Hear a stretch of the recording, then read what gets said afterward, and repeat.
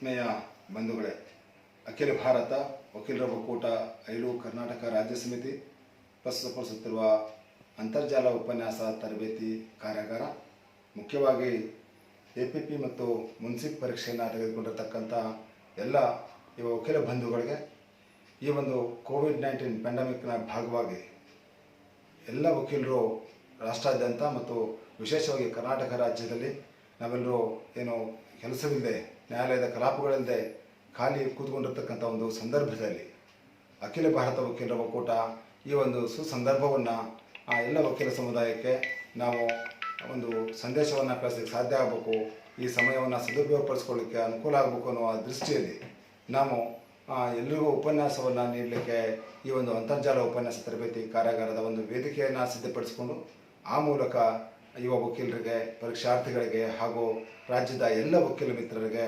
ಕಾನೂನಿನ ಅರಿವನ್ನು ಮೂಡಿಸುವಂಥದ್ದು, ಜ್ಞಾನವನ್ನು ಹೆಚ್ಚಿಸುವಂಥ ನಿಟ್ಟಿನಲ್ಲಿ ಈ ಒಂದು ವೇದಿಕೆಯ ಮೂಲಕ ಸಾಕಷ್ಟು ಉಪನ್ಯಾಸಗಳನ್ನು ಸಂಘಟಿಸ್ತಾ ಬಂದಿದ್ದೇವೆ. ಈ ಒಂದು ವೇದಿಕೆಯಿಂದ ಕಳೆದ ಮೇ 26ನೇ ತಾರೀಕಿನಿಂದ ಪ್ರಾರಂಭವಾದಂಥ ಉಪನ್ಯಾಸಗಳ ಕುರಿತು ಈಗಾಗಲೇ ಕರ್ನಾಟಕ ರಾಜ್ಯದ ಉಚ್ಚ ನ್ಯಾಯಾಲಯದ ಗೌರವಾನ್ವಿತ ಮುಖ್ಯ ನ್ಯಾಯಮೂರ್ತಿಗಳಿಂದ ಹಿಡಿದು ಎಲ್ಲ ಗೌರವಾನ್ವಿತ ನ್ಯಾಯಮೂರ್ತಿಗಳು ಹಾಗೂ ಜಿಲ್ಲೆಯ ಪ್ರಧಾನ ಜಿಲ್ಲಾ ವಸತಿ ನ್ಯಾಯಾಲಯದ ಗೌರವಾನ್ವಿತ ನ್ಯಾಯಾಧೀಶರು ಹಾಗೂ ಎಲ್ಲ ಹೆಚ್ಚುವರಿ ಜಿಲ್ಲಾ ಸತ್ರ ನ್ಯಾಯಾಧೀಶರು ಹಾಗೂ ಕಿರಿಯ ಮತ್ತು ಹಿರಿಯ ಶ್ರೇಣಿಯ ಎಲ್ಲ ಗೌರವಾನ್ವಿತ ನ್ಯಾಯಾಧೀಶರುಗಳು ಅಲ್ಲದೆ ಈ ಒಂದು ವೇದಿಕೆಯಲ್ಲಿ ನಮ್ಮ ಪರಿಣಿತ ಹಿರಿಯ ವಕೀಲರುಗಳು ಹಾಗೂ ಪರಿಣಿತ ತಜ್ಞರುಗಳು ಸಾಕಷ್ಟು ವಿಷಯಗಳಿಗೆ ಸಂಬಂಧಪಟ್ಟಂತೆ ತಮ್ಮ ಉಪನ್ಯಾಸವನ್ನು, ತಮ್ಮ ಅನುಭವದ ಅಮೃತವನ್ನು ಈ ಒಂದು ಉಪನ್ಯಾಸ ವೇದಿಕೆಯಲ್ಲಿ ನಿರಂತರವಾಗಿ 102 ದಿನಗಳ ಕಾಲ ನೀಡ್ತಾ ಬಂದಿದ್ದಾರೆ. ಆ ಎಲ್ಲ ಗೌರವಾನ್ವಿತರ ಉಪನ್ಯಾಸದ ಒಂದು ಧ್ವನಿಯ ಸುರುಳಿಯನ್ನು, ವಿಡಿಯೋ ರೆಕಾರ್ಡಿಂಗನ್ನು ನಾವು ನಮ್ಮ ಐಲು ಕರ್ನಾಟಕ ಅನ್ನುವ ಯೂಟ್ಯೂಬ್ ಚಾನಲನ್ನು ಪ್ರಾರಂಭ ಮಾಡಿದ್ದೇವೆ. ಆ ಐಲು ಕರ್ನಾಟಕ ಯೂಟ್ಯೂಬ್ ಚಾನಲ್ನಲ್ಲಿ ನಿರಂತರವಾಗಿ ನಡೆದಂಥ 102 ದಿನಗಳ ವಿಡಿಯೋ ಚಿತ್ರೀಕರಣಗಳನ್ನು ಈ ಒಂದು ಯೂಟ್ಯೂಬ್ನಲ್ಲಿ ಅಪ್ಲೋಡ್ ಮಾಡಿದ್ದೇವೆ. ಸಾಕಷ್ಟು ವಿಷಯಗಳಿಗೆ ಸಂಬಂಧಪಟ್ಟಂಥ ಎಲ್ಲ ವಿಡಿಯೋಗಳು ಈ ಒಂದು ಐಲು ಕರ್ನಾಟಕ ಯೂಟ್ಯೂಬ್ನಲ್ಲಿ ಲಭ್ಯವಿದ್ದು ತಾವು ಅದನ್ನು ವೀಕ್ಷಿಸಿ ಅದರಿಂದ ಹೆಚ್ಚಿನ ಜ್ಞಾನವನ್ನು ಪಡೆದುಕೊಳ್ಳಕ್ಕೆ ಸಾಧ್ಯ ಆಗ್ತದೆ.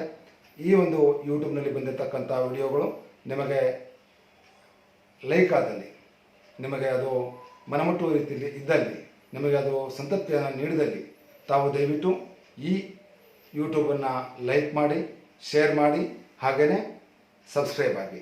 ಇನ್ನೂ ಸಾಕಷ್ಟು ಹೆಚ್ಚಿನ ವಿಷಯಗಳನ್ನ ತಾವು ಪಡೆದುಕೊಳ್ಳಕ್ಕೆ ಈ ಯೂಟ್ಯೂಬನ್ನು ಫಾಲೋ ಮಾಡಿ. ಧನ್ಯವಾದಗಳು, ನಮಸ್ಕಾರ. ನಾನು ಇವತ್ತು ಆಲ್ ಇಂಡಿಯಾ ಲಾಯರ್ಸ್ ಯೂನಿಯನ್ ಅಧ್ಯಕ್ಷರಾಗಿಯೂ ಮತ್ತು ಅನೇಕ ನನ್ನ ಸಹಪಾಠಿಗಳು ಸುಮಾರು 27 ಹೋದ ತಿಂಗಳಿಂದ ಪ್ರತಿದಿನ ಕ್ಲಾಸ್ಗಳನ್ನು ತಾವೆಲ್ಲ ಭಾಗವಹಿಸ್ತಾ ಇದ್ದೀರಿ. ಅದೇ ರೀತಿ ನಾವು ಇದನ್ನು ಇಲ್ಲಿಗೆ ಮುಕ್ತಾಯ ಆಗೋದಿಲ್ಲ, ಇದು ಮುಂದುವರಿಸ್ಕೊಂಡು ಹೋಗುತ್ತೆ. ನಿಮ್ಮ ಸಹಕಾರ ಎಲ್ಲಿವರೆಗೂ ಇರುತ್ತೋ ಅಲ್ಲಿವರೆಗೂ ಇದು ಮುಂದುವರಿಸ್ಕೊಂಡು ಹೋಗ್ತಾ ಇರ್ತೀವಿ. ಸ್ನೇಹಿತರೆ, CRPC 1/4/1973 ಅಡಿಯಲ್ಲಿ ಅಮೆಂಡ್ ಆಯಿತು.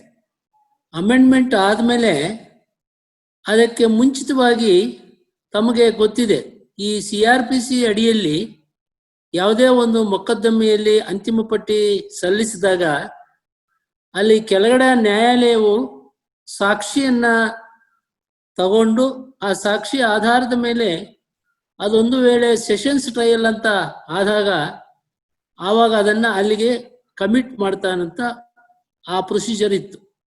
ಆ ಪ್ರೊಸೀಜರ್ ಆದಮೇಲೆ ಅದನ್ನು 1/4/1973 ಹೊಸ CRPC ಅಮೆಂಡೆಡ್ ಆಗಿ ನಮ್ಮಲ್ಲಿ ಇವಾಗ ಅದರ ಒಂದು ಅಡಿಯಲ್ಲಿ ನಾವು ಪ್ರೊಸೀಜರನ್ನು ಅಡಾಪ್ಟ್ ಮಾಡ್ತಾ ಇದ್ದೀವಿ.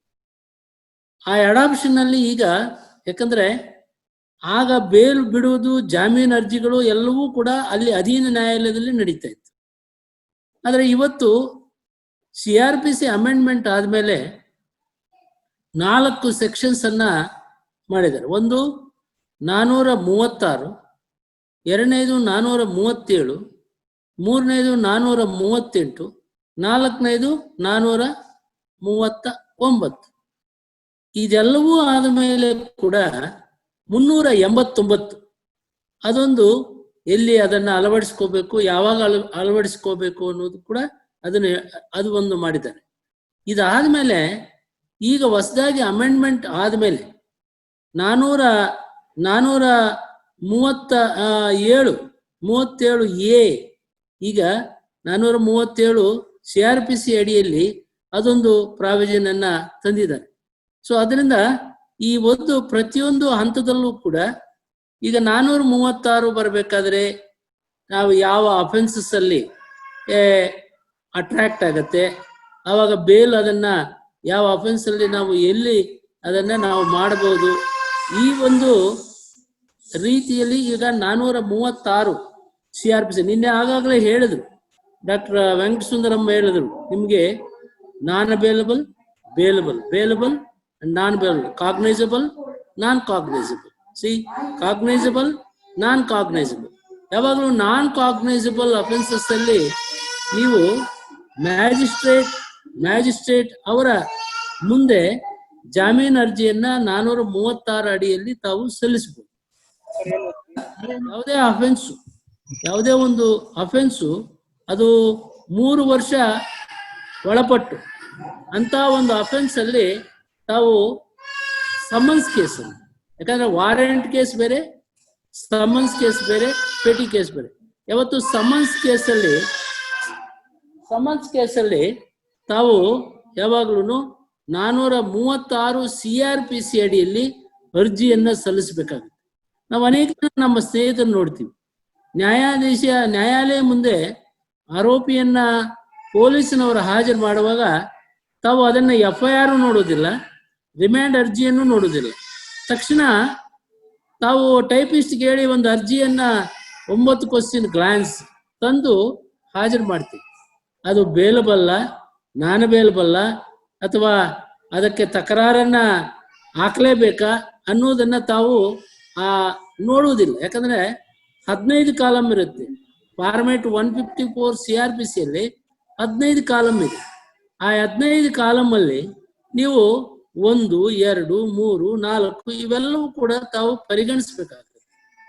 ಯಾವ ಅಫೆನ್ಸ್ಗೆ ರಿಜಿಸ್ಟರ್ ಮಾಡಿದ್ದಾರೆ, ಏನು ಆರೋಪಣ ಅದರ ಮೇಲೆ ಇದೆ ಅನ್ನೋದನ್ನ ತಾವು ಪರಿಗಣಿಸಬೇಕಾಗುತ್ತೆ. ಅದು ಬೇಲಬಲ್ಲ, ನಾನ್ ಬೇಲಬಲ್ಲ ಅಂತ. ಇದಕ್ಕೆ ಎಲ್ಲವನ್ನೂ ಮುಖ್ಯವಾಗಿ ಬೇಲಬಲ್ ಆದಾಗ ತಾವು 436 CRPC ಅಡಿ ಮ್ಯಾಜಿಸ್ಟ್ರೇಟ್ ಮುಂದೆ ಅರ್ಜಿಯನ್ನ ಸಲ್ಲಿಸ್ತೀರಿ. ಆಗ ಅದಕ್ಕೆ ಪ್ರಾಸಿಕ್ಯೂಟರ್ ತಕರಾರು ಹಾಕಬೇಕು ಅಂತ ಕೇಳ್ತಾರೆ. ತಾವು ದಯವಿಟ್ಟು ನೋಡಿ, ಯಾವುದೇ ಬೇಲಬಲ್ ಅಫೆನ್ಸ್ ಅಲ್ಲಿ right to file an objection ಇರುವುದಿಲ್ಲ. ನೀವೇನ್ ಮಾಡ್ತೀರಿ, ಅಬ್ಜೆಕ್ಷನ್ ಅಂದ ತಕ್ಷಣ ನ್ಯಾಯಾಧೀಶರು ನೀವು ಆಯ್ ಸ್ವಾಮಿ ನಾಳೆ ಹಾಕಿ, ನಾಳೆದ್ದು ಹಾಕಿ ಅಂತ. ಬಟ್ ಬೇಲಬಲ್ ಅಫೆನ್ಸಸ್ ಅಲ್ಲಿ 323 ಇರ್ಬೋದು, ಅಥವಾ ಬೇರೆ ಅಫರೇ ಇರ್ಬೋದು, ಲೆಸ್ ದ್ಯಾನ್ 3 years ಅಲ್ಲಿ ಈಗ ಅದರಲ್ಲಿ ಬೇಲಬಲ್ ಅಫೆನ್ಸ್ ಅಲ್ಲಿ ಬೇಲು ನೀವು ಹಾಕ್ತೀರಿ, ಅರ್ಜಿ ಹಾಕ್ತೀರಿ.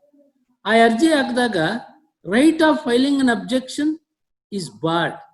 ತಾವು CRPC ಆ ಬೇಲಬಲ್ ಅಫೆನ್ಸಸ್ ಅಲ್ಲಿ ಈಗ ಸಮನ್ಸ್ ಕೇಸ್ ಇರ್ಬೋದು, ಸಮನ್ಸ್ ಕೇಸ್ ಅಲ್ಲಿ ಅವೆಲ್ಲವೂ ಕೂಡ ಬೇಲಬಲ್ ಅಫೆನ್ಸಸ್. ಆಗ 323 ಅಫೆನ್ಸ್, 160, 92O ಅಂಡ್ R 7 ಇವೆಲ್ಲವೂ ಕೂಡ ಬೇಲಬಲ್ ಅಫೆನ್ಸ್. ನೋಡಿ, ಇದರಲ್ಲಿ 2 ಭಾಗ ಇರುತ್ತೆ, ಒಂದು ಬೇಲಬಲ್, ಒಂದು ನಾನ್ ಬೇಲಬಲ್. ತಾವು ಈಗ 320 exclusively triable by the court of magistrate. So 424 ಇನ್ನೂ ಅಮೆಂಡ್ಮೆಂಟ್ ಆಗಿಲ್ಲ, ಅದು bailable offence. It is not a warrant case, not a cognizable offence. It is also non cognizable offence. ಅಂದ್ರೆ ಯಾವುದನ್ನು ಲೆಸ್ ದ್ಯಾನ್ 3 years ಅದರಲ್ಲಿ 2 part ಇರುತ್ತೆ, ಒಂದು cognisable, ಒಂದು ನಾನ್ cognisable. So ಇವನ್ನ ನೀವು ಡಿವಿಷನ್ ಮಾಡಿಕೊಂಡು 436 CRPC ಅಡಿಯಲ್ಲಿ ತಾವು ಅರ್ಜಿಯನ್ನ ಸಲ್ಲಿಸಬೇಕಾಗತ್ತೆ. It is a right. There is no question of remanding the accused to the any custody.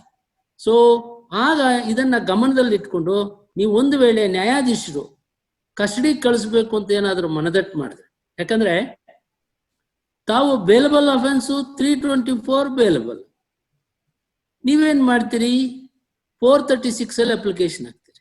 ಆಗ ನ್ಯಾಯಾಧೀಶ ಅವರು ಪೊಲೀಸ್ನವ್ರು ಏನ್ ಮಾಡ್ತಾರೆ, ರಿಮ್ಯಾಂಡ್ ಅರ್ಜಿಯನ್ನ ತರ್ತಾರೆ. ರಿಮ್ಯಾಂಡ್ ಅರ್ಜಿಯಲ್ಲಿ ಆ ಕೆಳಗಡೆ ಬಾಟಮ್ ಅಲ್ಲಿ ಬರೆದಿರ್ತಾರೆ, ಗಾಯಾಳುವಿನ ಸ್ಥಿತಿ ಚಿಂತಾಜನಕವಾಗಿದೆ ಅಂತ ಬರೆದಿರ್ತಾರೆ. ನೀವ್ಯಾರು ಅದನ್ನ ಗಮನಿಸುವುದಿಲ್ಲ. ಅದನ್ನ ರಿಮ್ಯಾಂಡ್ ಅರ್ಜಿಯನ್ನ ನೋಡ್ಬೇಕಾಗತ್ತೆ. ಆ ಅರ್ಜಿಯಲ್ಲಿ ಚಿಂತಾಜನಕವಾಗಿದೆ ಅಂತ ಹೇಳಿ ಬರೆದಾಗ 324 ಇದ್ರೂ ಕೂಡ ಆಗ ಮ್ಯಾಜಿಸ್ಟ್ರೇಟು ಅವ್ರೇನ್ ಮಾಡ್ಬೇಕು, ಈ should wait, give an opportunity for the prosecution whether that ಗಾಯಾಳು ಬದುಕ್ತಾನ ಸಾಯ್ತಾನ ಅನ್ನೋದನ್ನ ನೋಡ್ಬೇಕಾಗತ್ತೆ ತಕ್ಷಣ 324 ಅಲ್ಲಿ. ಆಗ ನೀವೇನ್ ಮಾಡ್ಬೇಕು, ಅಪ್ಲಿಕೇಶನ್ ಅನ್ನು ಹಾಕಿ, ಅರ್ಜಿ ಹಾಕಿ. ಅರ್ಜಿ ಯಾವಾಗ, ಆ ಕಂಪ್ಲೇಂಟ್ ಕಾಪಿಯನ್ನು ತಗೋಬೇಕು, ಅದನ್ನ ಕಂಟೆಂಟ್ಸ್ ಅನ್ನ ನೋಡ್ಬೇಕು.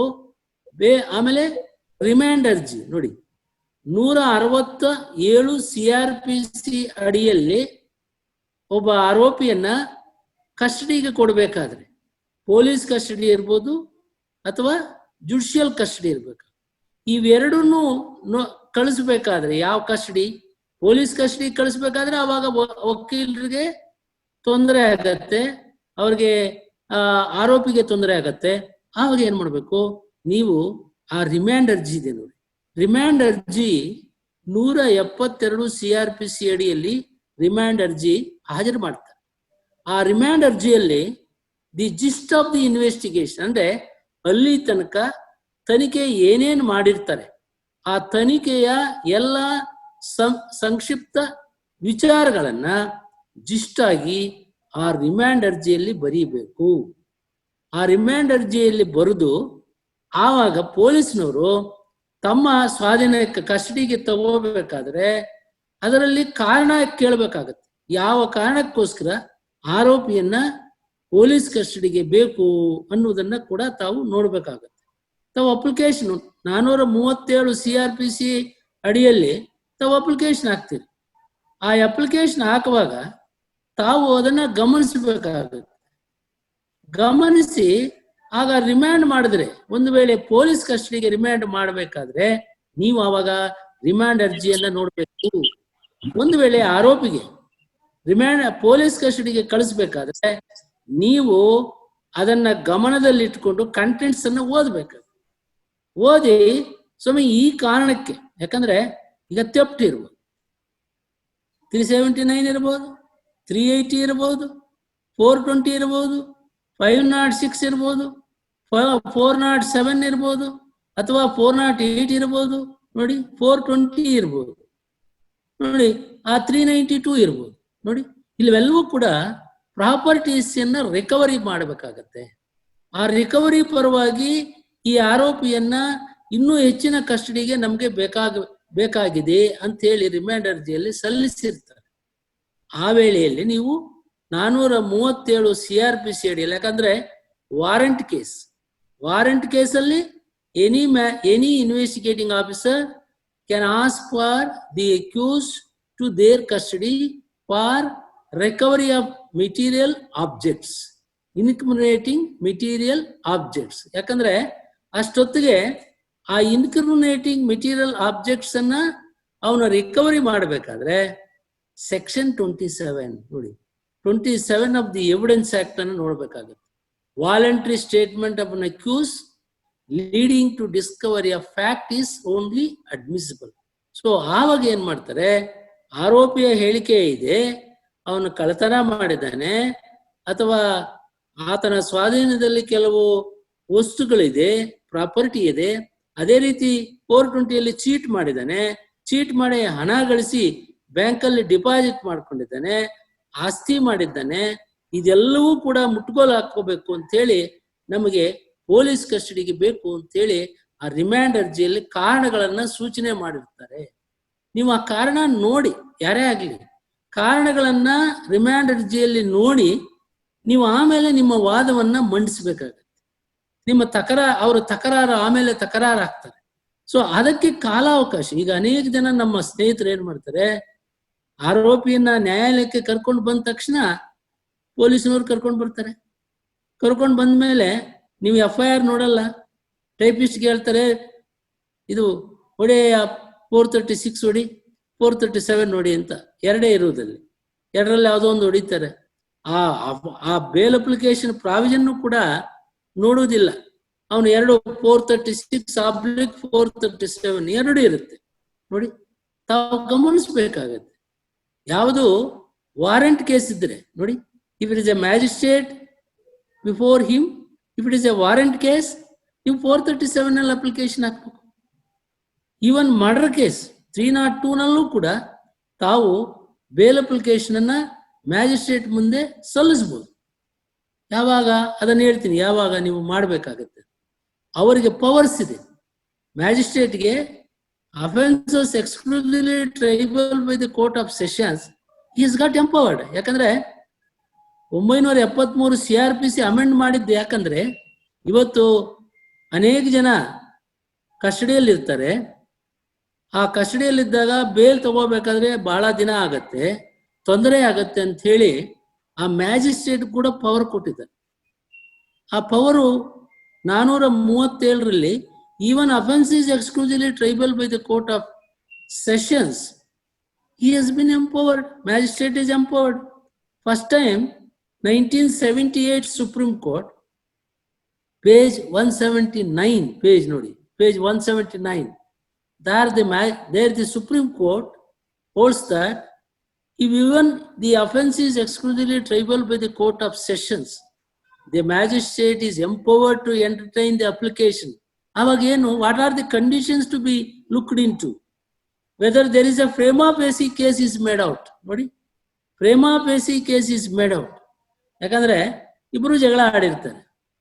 ಇಬ್ರು ಜಗಳ ಆಡಿ ಇವನು ತಳ್ತಾನೆ, ಅವನು ಬಿದ್ದೋಗ್ತಾನೆ. ಇದು 302 ಬರುತ್ತವೆ, 302ರಲ್ಲಿ ಬರುತ್ತಾ? ಇದನ್ನ you have to convince the magistrate. It is not a premeditated murder nor intentional murder. So therefore prima facie ನೀವೆಲ್ಲ ಆ ಕಂಟೆಂಟ್ಸ್, ಇಡೀ ಕಂಟೆಂಟ್ಸ್ ಅನ್ನ ನೀವು ತಗೊಂಡು ಓದಿದ್ರು ಕೂಡ ಅದು it not go beyond 325 or 324 because he didn't have any deadly weapon in his position. ಅವನ ಕೈಯಲ್ಲಿ ಯಾವುದೇ ಆಯುಧ ಇಲ್ಲ ಅಥವಾ ಮುಚ್ಚಿಲ್ಲ, ಚಾಕಿಲ್ಲ, ತಳ್ತಾನೆ. ತಳ್ಳಿದಾಗ ಬಿದ್ದೋಗ್ತಾನೆ. ಬಿದ್ದರೆ ಗಾಯ ಆಗಿ ಸತ್ತೋಗ್ತಾನೆ. ನೋಡಿ, ಸತ್ತೋದಾಗ ಅವನಿಗೆ 323 ಆಗುತ್ತೆ. There is no intention. There is no only knowledge can be attributed. Knowledge, it is having a spur of moment. Section 300 CRPC 299 300 8 class ಇದೆ. ಆ ಕ್ಲಾಸ್ ಅನ್ನ ನೀವು ಅಭ್ಯಾಸ ಮಾಡಿ ನ್ಯಾಯಾಧೀಶ ಮುಂದೆ, ಮ್ಯಾಜಿಸ್ಟ್ರೇಟ್ ಮುಂದೆ ನೀವು ಅಟೆಂಪ್ಟ್ ಮಾಡಿ, ದಯವಿಟ್ಟು ಅಟೆಂಪ್ಟ್ ಮಾಡಿ. ಬಿಕಾಸ್ ನಮ್ಮ ಪ್ರೊಫೆಷನ್ ಅಲ್ಲಿ ನಾನು ಯಾವಾಗಲೂ ಹೇಳ್ತಾ ಇರ್ತೀನಿ, 3 ಸ್ಟೇಜ್ ಇದೆ. ಮೊದಲನೇ ಸ್ಟೇಜು ವರ್ಕ್ ವಿತೌಟ್ ಮನಿ, ಎರಡನೇ ಸ್ಟೇಜು ವರ್ಕ್ ವಿತ್ ಮನಿ, ಮೂರನೇ ಸ್ಟೇಜು ಮನಿ ವಿತೌಟ್ ವರ್ಕ್. ನೋಡಿ, ಇದನ್ನ ತಾವು ಗಮನದಲ್ಲಿ ಇಟ್ಕೊಂಡು you have to work hard, ಓದಬೇಕು. ಓದಾದ್ಮೇಲೆ ತಾವು ಅಭ್ಯಾಸ ಮಾಡ್ತಾ ಮಾಡ್ತಾ ನಿಮಗೆ ಅನುಭವ ಬರುತ್ತೆ.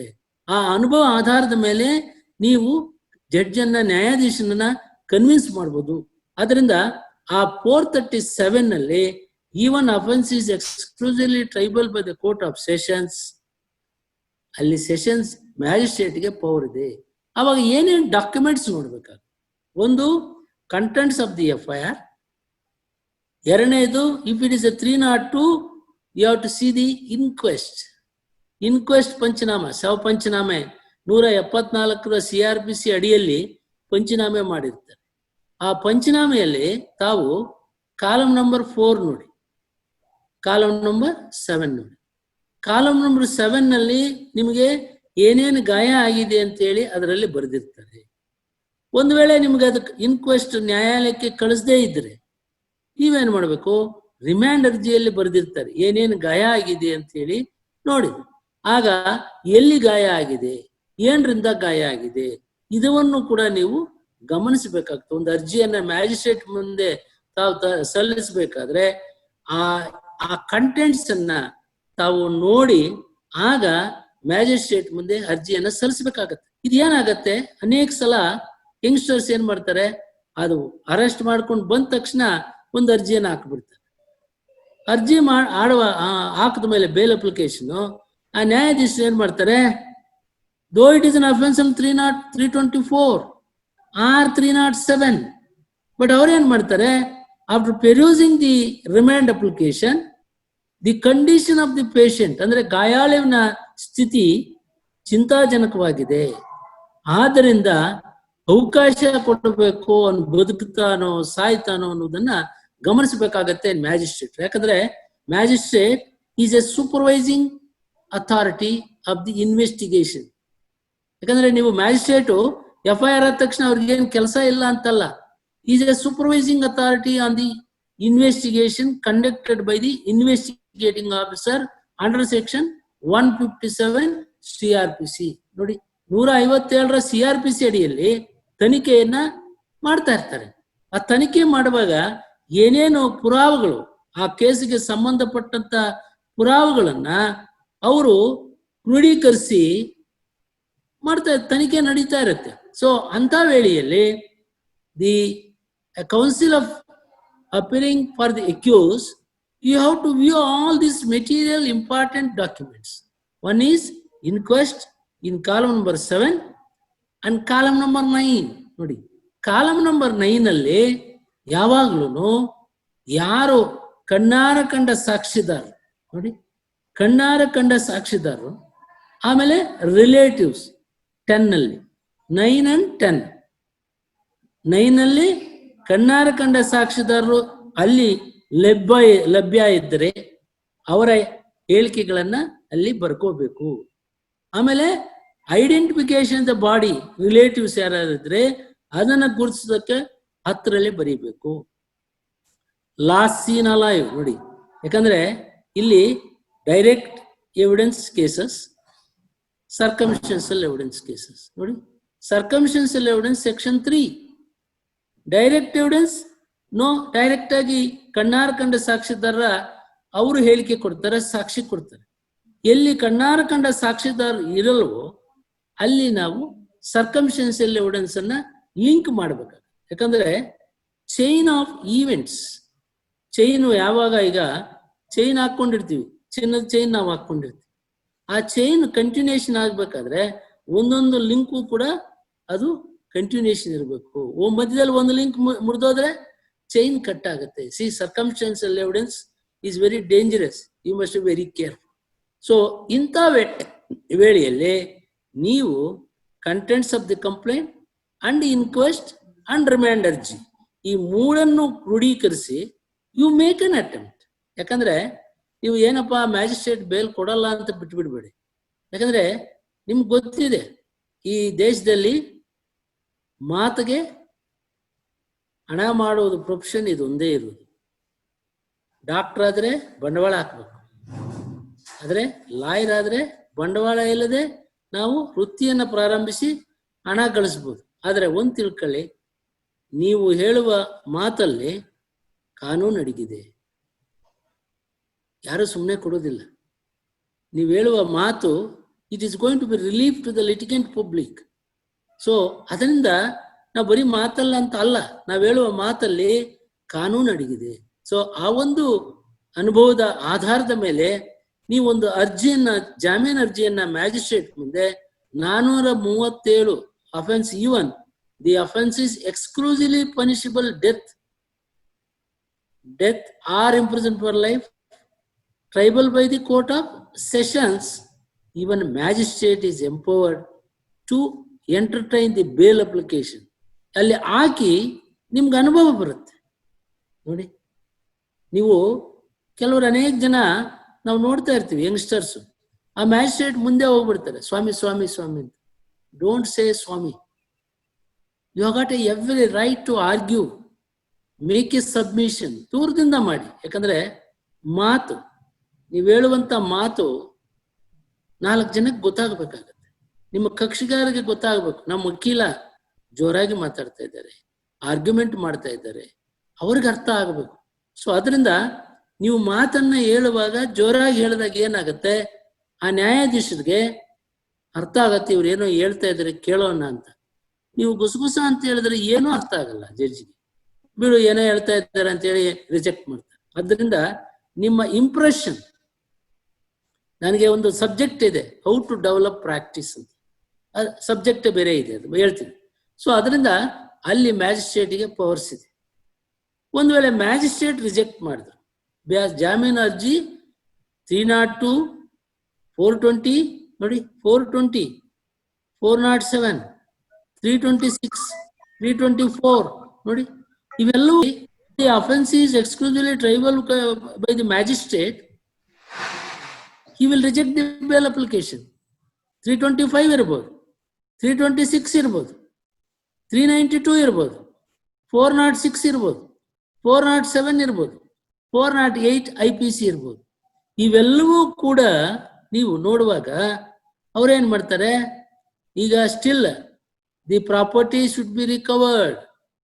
If is been released on bale, he will tamper the documents, he will alter the documents, he will intervene the investigation, he will going to be threaten the witness ಗೆ ಭಯ ಮಾಡ್ತಾರೆ, ಅವ್ರನ್ನ ಇನ್ವೆಸ್ಟಿಗೇಷನ್ ತನಿಖೆಗೆ ಇಂಟರ್ವ್ಯೂನ್ ಆಗ್ತಾರೆ, ಹ್ಯಾಂಪರ್ ಮಾಡ್ತಾರೆ ಅಂತ ಹೇಳಿ, on these basis the magistrate decline to entertain the bail application, he will reject the bail application. So once it has been rejected, my younger brother of the bar, he will become disgusted. Yenappa, I lost bail application before the magistrate. Yen madodu? Then immediately what the litigant will ask you? You didn't get relief for him. Immediately he will ask the file back. Padi Swami nimminda agilla, na hogi alli Shankarappan kaantivi anta. They will take back the file from you. So don't afraid, because you should have an honest effort, make an attempt. Don't disgust yourself. It is only a matter of time. ಸುಳ್ಳು ಹೇಳಬಾರ್ದು, ನಿಜಾನ ಹೇಳ್ಕೊಂಡು ಹೋಗ್ತಾ ಇರ್ಬೇಕು. ಕಕ್ಷಿಗಾರರಿಗೆ ಎಲ್ಲಂದ್ರೆ file ತಗೊಂಡ ತಕ್ಷಣ ಆಯ್ತು ನಾಳೆ ಬೇಲ್ ಮಾಡ್ಕೊಟ್ಟು ಬಿಡ್ತೀನಿ ಅಂತ. No, order is going to be passed by the sessions judge, honorable judge, not by the police or anybody. So don't make assurance to the litigant public. It is wrong on the part of an advocate. So ಅಲ್ಲಿ 437 ಅಲ್ಲಿ reject ಆಯ್ತು. ಅಲ್ಲಿ reject ಆದ್ಮೇಲೆ ನೀವೇನ್ ಮಾಡ್ಬೇಕು, you have to file an application section 439 CRPC before the sessions court. ಆ sessions court ಅಲ್ಲಿ you have to see the grounds. ಏನ್ ಗ್ರೌಂಡ್ಸ್ ನೋಡ್ತೀರಿ? ಈಗ ಮ್ಯಾಜಿಸ್ಟ್ರೇಟ್ ಕೋರ್ಟ್ ಮುಂದೆ ನಿಮಗೆ ಗಾಯಾಳನ ಸರ್ಟಿಫಿಕೇಟು ಲಭ್ಯ ಇಲ್ಲ, ಶವಮಾಜರು ಲಭ್ಯ ಇಲ್ಲ, ರಿಮ್ಯಾಂಡ್ ಅರ್ಜಿ FIR ಇವೆರಡೇ ಸಿಗೋದು, ವಾಲಂಟ್ರಿ ಸ್ಟೇಟ್ಮೆಂಟು ಲಭ್ಯ ಇಲ್ಲ. ನೋಡಿ, ಯು ಮೇಕ್ ಅನ್ ಅಟೆಂಪ್ಟ್, ನೀವು ಪ್ರಯತ್ನ ಮಾಡಿ. 439ರಲ್ಲಿ ಸೆಷನ್ಸ್ ಕೋರ್ಟ್ ಅಲ್ಲಿ ಪ್ರಯತ್ನ ಮಾಡಿ. ಅವರು ಅಬ್ಜೆಕ್ಷನ್ ಆಗ್ತಾರೆ. ಯಾಕಂದ್ರೆ ಸೆಷನ್ಸ್ ಕೋರ್ಟ್ ಅಲ್ಲಿ referring with the case dairy, the state prosecutor, he has to file a detailed application with the stage of investigation. ಆ ಅಬ್ಜೆಕ್ಷನ್ ಅನ್ನ ನೋಡಿ ನೀವು ಆವಾಗ ನಿಮ್ಮ ಆರ್ಗ್ಯುಮೆಂಟ್ ಅನ್ನ ಮಾಡಿ. ಅಲ್ಲಿ ಏನೇನು ಆಫೆನ್ಸ್ FIR ಅಲ್ಲಿ ಅಷ್ಟೊತ್ತಿಗೆ ನಿಮಗೆ ಏನು ಗಾಯ ಆಗಿದೆ, ಗಾಯಾಳು ಎಲ್ಲೆಲ್ಲಿ ಗಾಯ ಆಗಿದೆ, ಅವನ ಸ್ಟೇಜ್ ಎಲ್ಲಿದ್ದಾನೆ, ಅವನ ಪರಿಸ್ಥಿತಿ ಏನಿದೆ, ಇದೆಲ್ಲವೂ ಕೂಡ ಆ ತಕರಾರಲ್ಲಿ ಪ್ರಾಸಿಕ್ಯೂಟರ್ ಸಲ್ಲಿಸಿರುವಂತ ತಕರಾರಲ್ಲಿ ಅವರು ಡೀಟೇಲ್ ಹೇಳಿರ್ತಾರೆ. ಅದರ ಆಧಾರದ ಮೇಲೆ ನೀವು ಆ ಗಾಯಾಳು ಆ ಗಾಯದಿಂದ, ಯಾವ ಗಾಯದಿಂದ ಅವನಿಗೆ ತೀವ್ರ ಆಗಿದೆ, ಗ್ರೀವಿಯಸ್ ಇಂಜರಿ ಯಾವುದಿದೆ, ಗ್ರೀವಿಯಸ್, ಆಮೇಲೆ ಎಲ್ಲಿ ಯಾವ ಜಾಗದಲ್ಲಿ ಗಾಯ ಆಗಿದೆ. ಯಾಕಂದ್ರೆ ಒಂದು ತಿಳ್ಕೊಳ್ಳಿ, ಯಾವಾಗ್ಲೂ ನಾವು ಒಂದು 324, 325, 326, 307, 302 ನೋಡಿ, 302 ಇವೆಲ್ಲವೂ ಕೂಡ ಗಮನಿಸಬೇಕಾದ್ರೆ 397 ಇವೆಲ್ಲವೂ ಗಮನ ಬರಬೇಕಾದ್ರೆ ನಾವು you must know with the minimum medical jurisprudence. ಯಾಕಂದ್ರೆ ಅನೇಕ ಜನ ನಮ್ಮ ಸ್ನೇಹಿತರು ಪುಸ್ತಕ ಮಾತ್ರ ತಗೊಳ್ಳಲ್ಲ, ಹಂಗೆ ಎಲ್ಲವೂ ಬೇಕಾಗತ್ತೆ ಅನೇಕ ಜನ. ಅದರಿಂದ you should know the medical jurisprudence. What is the medical jurisprudence? Because ತಾವು ಒಂದು ಹ್ಯೂಮನ್ ಬಾಡಿಯನ್ನು, ನಾವು ಹ್ಯೂಮನ್ ಬಾಡಿ, ನಾವು ಕೈ ಕಾಲು ಎಲ್ಲ ಇದೆ. ಆದರೆ ಹ್ಯೂಮನ್ ಬಾಡಿಯಲ್ಲಿ ವೈಟಲ್ ಪಾರ್ಟ್ ಯಾವುದು, ನಾನ್ ವೈಟಲ್ ಪಾರ್ಟ್ ಯಾವುದು ನೋಡಿ. ವೈಟಲ್ ಪಾರ್ಟ್, ನಾನ್ ವೈಟಲ್ ಪಾರ್ಟ್, ಅದರಲ್ಲಿ ಅತಿ ಬಹಳ ತೀವ್ರತೆ ಇರುವಂತ ಜಾಗ ಯಾವುದು, ಇವೆಲ್ಲವೂ ಕೂಡ ನಾವು ಅಭ್ಯಾಸ ಮಾಡಬೇಕಾಗುತ್ತೆ. ಒಂದು ಆರ್ಗ್ಯುಮೆಂಟ್ ನಾವು ಮಾಡಬೇಕಾದ್ರೆ ನಮಗೆ ನ್ಯಾಯಾಧೀಶರಿಗಿಂತ ಹೆಚ್ಚು ವಿಚಾರಗಳು ನಮಗೆ ಗೊತ್ತಿರಬೇಕು. ಇಲ್ಲ ಅಂದ್ರೆ ನಿಮಗೆ ನ್ಯಾಯಾಧೀಶರಿಗಿಂತ ಹೆಚ್ಚಿನ ವಿಚಾರಗಳು ನಿಮಗೆ ಗೊತ್ತಿಲ್ಲ ಅಂತ ಅವ್ರಿಗೆ ಅರಿವಾದ್ರೆ ನೀವು ಹೇಳಿದ್ದೆಲ್ಲ ಅವ್ರು ಕೇಳಿಸ್ಕೊಳ್ಳುವಂತ ಇದು ಕೂಡ ಪ್ರವೃತ್ತಿ ಇರುವುದಿಲ್ಲ ಅವ್ರಿಗೆ. ಏನೋ ಇವ್ರು ಹೇಳ್ತಾ ಇದ್ದಾರೆ ಬಿಡು ಅಂತ ಕೇಳಿ ಏನೋ ಒಂದು ಮಾಡ್ತಾ ಇರ್ತಾರೆ, ಹಂಗಿಲ್ಲ. ಸೊ ನಿಮ್ಮ ವಾದ ಯಾವಾಗಲೂ ಇಡೀ ದಾಖಲಾತಿ ಆಧಾರದ ಮೇಲೆ ಅಲ್ಲಿ ಏನು ಮಾಹಿತಿ ಇದೆ ಆ ಮಾಹಿತಿಯನ್ನ ಓದಿ ಎಷ್ಟರ ಮಟ್ಟಿಗೆ ಈ ಆರೋಪಿಯ ಮೇಲೆ ಹೊರಿಸಿದ್ದಾರೆ ಅನ್ನೋದನ್ನ ಬಹಳ ಮುಖ್ಯವಾಗಿ ನೀವು ಆಲೋಚನೆ ಮಾಡಬೇಕಾಗುತ್ತೆ. ಆ ಆಲೋಚನೆ ಮಾಡಿ, ಈಗ ಧ್ವನಿಯಿಂದ ಹೊಡಿರ್ಬೋದು, ಚಾಕೆಯಿಂದ ಹೊಡಿಬೋದು, ಕಲ್ಲಿಂದ ಹೊಡಿಬೋದು ನೋಡಿ, ಕೈಯಿಂದ ಹೊಡಿಬೋದು, ಕೈ ಮುಷ್ಟಿಯಿಂದ ಹೊಡಿಬೋದು ನೋಡಿ, ಕಪಾಳಕ್ಕೆ ಹೊಡಿಬೋದು. ಕಪಾಳಕ್ಕೆ ಹೊಡೆದಾಗ ಇಲ್ಲಿ ಮೊಕ್ಕದ ಮೇಲೆ ಕಿವಿ ಇದೆ, ಮೂಗಿದೆ, ಬಾಯಿ ಇದೆ, ಕಣ್ಣಿದೆ ನೋಡಿ. ಎಲ್ಲೆಲ್ಲಿ ಯಾವ್ಯಾವ ಜಾಗದಲ್ಲಿ ಹೊಡೆದಿದ್ದಾನೆ ಅನ್ನೋದು ಇಲ್ಲಿ ಉದ್ದೇಶ ನೋಡಿ. ಉದ್ದೇಶ, ಇಂಟೆನ್ಷನ್ ಅಂತ ಹೇಳ್ತೀವಿ. ಸೆಕ್ಷನ್ 34 ಅಲ್ಲಿ ಅನೇಕ ಜನ ಹೇಳಿ ಬಂದಿದ್ದಾರೆ, ನಿಮ್ಗೆ ಹೇಳ್ತಾ ಬಂದಿದ್ದಾರೆ ಪ್ರತಿದಿನಾನು. ಸೆಕ್ಷನ್ 34 ಎಲ್ಲರೂ ಹೇಳ್ತಾರೆ, ಇಂಟೆನ್ಷನ್ನು ನಾಲೆಡ್ಜ್ ಅಂದ್ರೆ ಎರಡು ಪಾರ್ಟ್ ಮಾಡ್ಬೇಕು ಯಾವಾಗ್ಲೂ. 34 CRPC IPC ಅಲ್ಲಿ ಎರಡು ಪಾರ್ಟ್ ಇರುತ್ತೆ, ಒಂದು ನಾಲೆಡ್ಜು, ಇನ್ನೊಂದು ಇಂಟೆನ್ಷನ್ ನೋಡಿ. ಇಂಟೆನ್ಷನ್ನು ನಾಲೆಡ್ಜು ಇವೆರಡನ್ನೂ ಬಹಳ ಕೇಸಿಗೆ, ಪ್ರತಿಯೊಂದು ಕೇಸ್ಗೂ ಬೇರೆ ಬೇರೆ ತರ ಅದು ಉದ್ಭವ ಆಗುತ್ತೆ. ಮೊನ್ನೆ ಒಂದು ಪ್ರಶ್ನೆ ಕೇಳಿದ್ರು ಯಾರೋ ನಮ್ಮ ವಕೀಲರೊಬ್ರು, what is the difference between 34 and 149 ನೋಡಿ. ಸೆಕ್ಷನ್ 34, ಸೆಕ್ಷನ್ 149 ನೋಡಿ. ಈಗ 4 ಜನ ಅರೆಸ್ಟ್ ಮಾಡ್ತಾರೆ 325 ಅಲ್ಲಿ ಅಥವಾ 326 ಅಲ್ಲಿ 4 ಜನ ಅರೆಸ್ಟ್ ಮಾಡ್ತಾರೆ. ಆ 4 ಜನರ ಪೈಕೂ ಕೂಡ ಯಾರಾದ್ರೂ ಒಬ್ಬನು ಹೊಡೆದಿರ್ತಾನೆ ನೋಡಿ.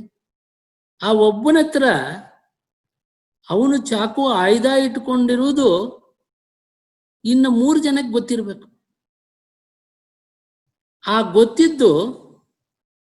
ಗೊತ್ತಿದ್ದ ಆದ್ಮೇಲೆ ಈ 4 ಜನರ ಪೈಕಿ ಒಬ್ಬ ಚಾಕು ತಗೊಂಡು ಇನ್ನೊಬ್ಬನಿಗೆ ಹೊಡೆದಾಗ ಆಗ ಶೇರಿಂಗ್ ಆಫ್ ಕಾಮನ್ ಅಂದ್ರೆ ಇಲ್ಲಿ ನಾಲೆಡ್ಜ್ ಇದೆ ನೋಡಿ. You should have a knowledge. ನಿಮ್ಗೆ ಗೊತ್ತಿರ್ಬೇಕು ಏನೋ, ಎ ಹತ್ರ ಚಾಕು ಇದೆ, BCD ಈ 4 ಜನರ ಪೈಕಿ ಎ ಹತ್ರ ಚಾಕು ಇದೆ. ನಾವು 4 ಜನ ಹೋಗಿ ಎಫ್ ಹತ್ರ ಹೋಗಿ ಗಲಾಟೆ ಮಾಡಿದ್ರೆ, ಗಲಾಟೆ ಮಾಡುವಾಗ ಅವನು ಚಾಕು ತಗೊಂಡು ಎಫ್ ಹೊಡಿತಾನೆ. ನೀವು 4 ಜನನು ಒಟ್ಟಿಗೆ ಇರ್ತೀರಿ. ಆದ್ರೆ ಆ ಎ ಹೋಗಿ ಎಫ್ ಹೊಡಿಯೋದು ನಿನಗೆ ಗೊತ್ತಿರುತ್ತೆ, ಅವ್ನಿಗೆ ಹೊಡಿಬೇಕು, ನೀವೆಲ್ಲ ಬರ್ರಿ ನನ್ನ ಸಪೋರ್ಟ್ಗೆ ಅಂತೇಳಿ ನೀವು ಕರ್ಕೊಂಡು ಹೋಗ್ತೀರಿ, ನಿಮ್ಮನ್ನೆಲ್ಲರನ್ನೂ ಕರ್ಕೊಂಡು ಹೋಗ್ತೀರಿ. ಆಗ ನಿಮಗೆ you got a knowledge that A is having a knife in his position, and if you go and make a galata, then A is intentionally going to do the act nodi, going to do the act. So avaga sharing of knowledge nodi, sharing of knowledge 4 ಜನಕ್ಕೂ ನಿಮಗೆ knowledge ಇದೆ ಅಂದ್ರೆ ಅವನ ಹತ್ರ ಚಾಕು ಇದೆ, ಅವನು ಹೋಗಿ ಅವನು ಹೊಡಿತಾನೆ ಅಂತೇಳಿ ಈ ಡಿಫರೆನ್ಸ್ ನಿಮ್ಗೆ ಗೊತ್ತಿದೆ. ಆಗ ಆ 4 ಜನರಲ್ಲಿ ಯಾರಾದ್ರೂ ಒಬ್ರು ಹೊಡೆದ್ರೆ ಆಗ knowledge, you got a shared a common intention, you are intent, you are aware of that A1 is having a knife with him and he is going to assault with so and so. So with that knowledge and intention, now intention ಇಲ್ಲಿ various ಆಗುತ್ತೆ. ಯಾಕಂದ್ರೆ A is having a knife with him. Now all the 4 persons together went to the and he try to assault F. ನೋಡಿ F. ಆಗ all these 3 other persons also attributed. ನೀವು ಕೈಯಿಂದ ಹೊಡಿತೀರಿ, ಅವ್ನು ಚಾಕುವಿಂದ ಹೊಡೆದ, ನೀವು ಕೈಯಿಂದ ಹೊಡಿತೀರಿ. See therefore you are intent to assault. ನೋಡಿ, ನಿಮ್ಮ ನಾಲೆಡ್ಜ್ ಇದೆ. After the knowledge is try to assault, he repeated the blows on the injured. ನೋಡಿ, ರಿಪಿಟೇಷನ್ ಇರ್ಬೇಕು ಯಾವಾಗ್ಲೂ.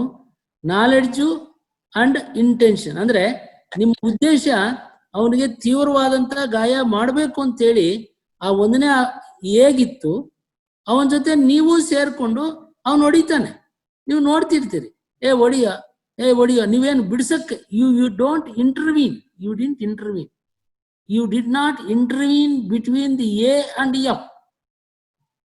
Rescued him. ರೆಸ್ಕ್ಯೂ ಮಾಡಕ್ ಹೋಗಲ್ಲ ನೀವು ನೋಡ್ಕೊಂಡು ಅಲ್ಲಿರ್ತೀರಿ, ಅವನ ಜೊತೆ ಹೋಗಿದ್ದೀರಿ, ಹೊಡಿತಾನೆ ಅಂತ ಗೊತ್ತು. You did not try to save the life of an injured.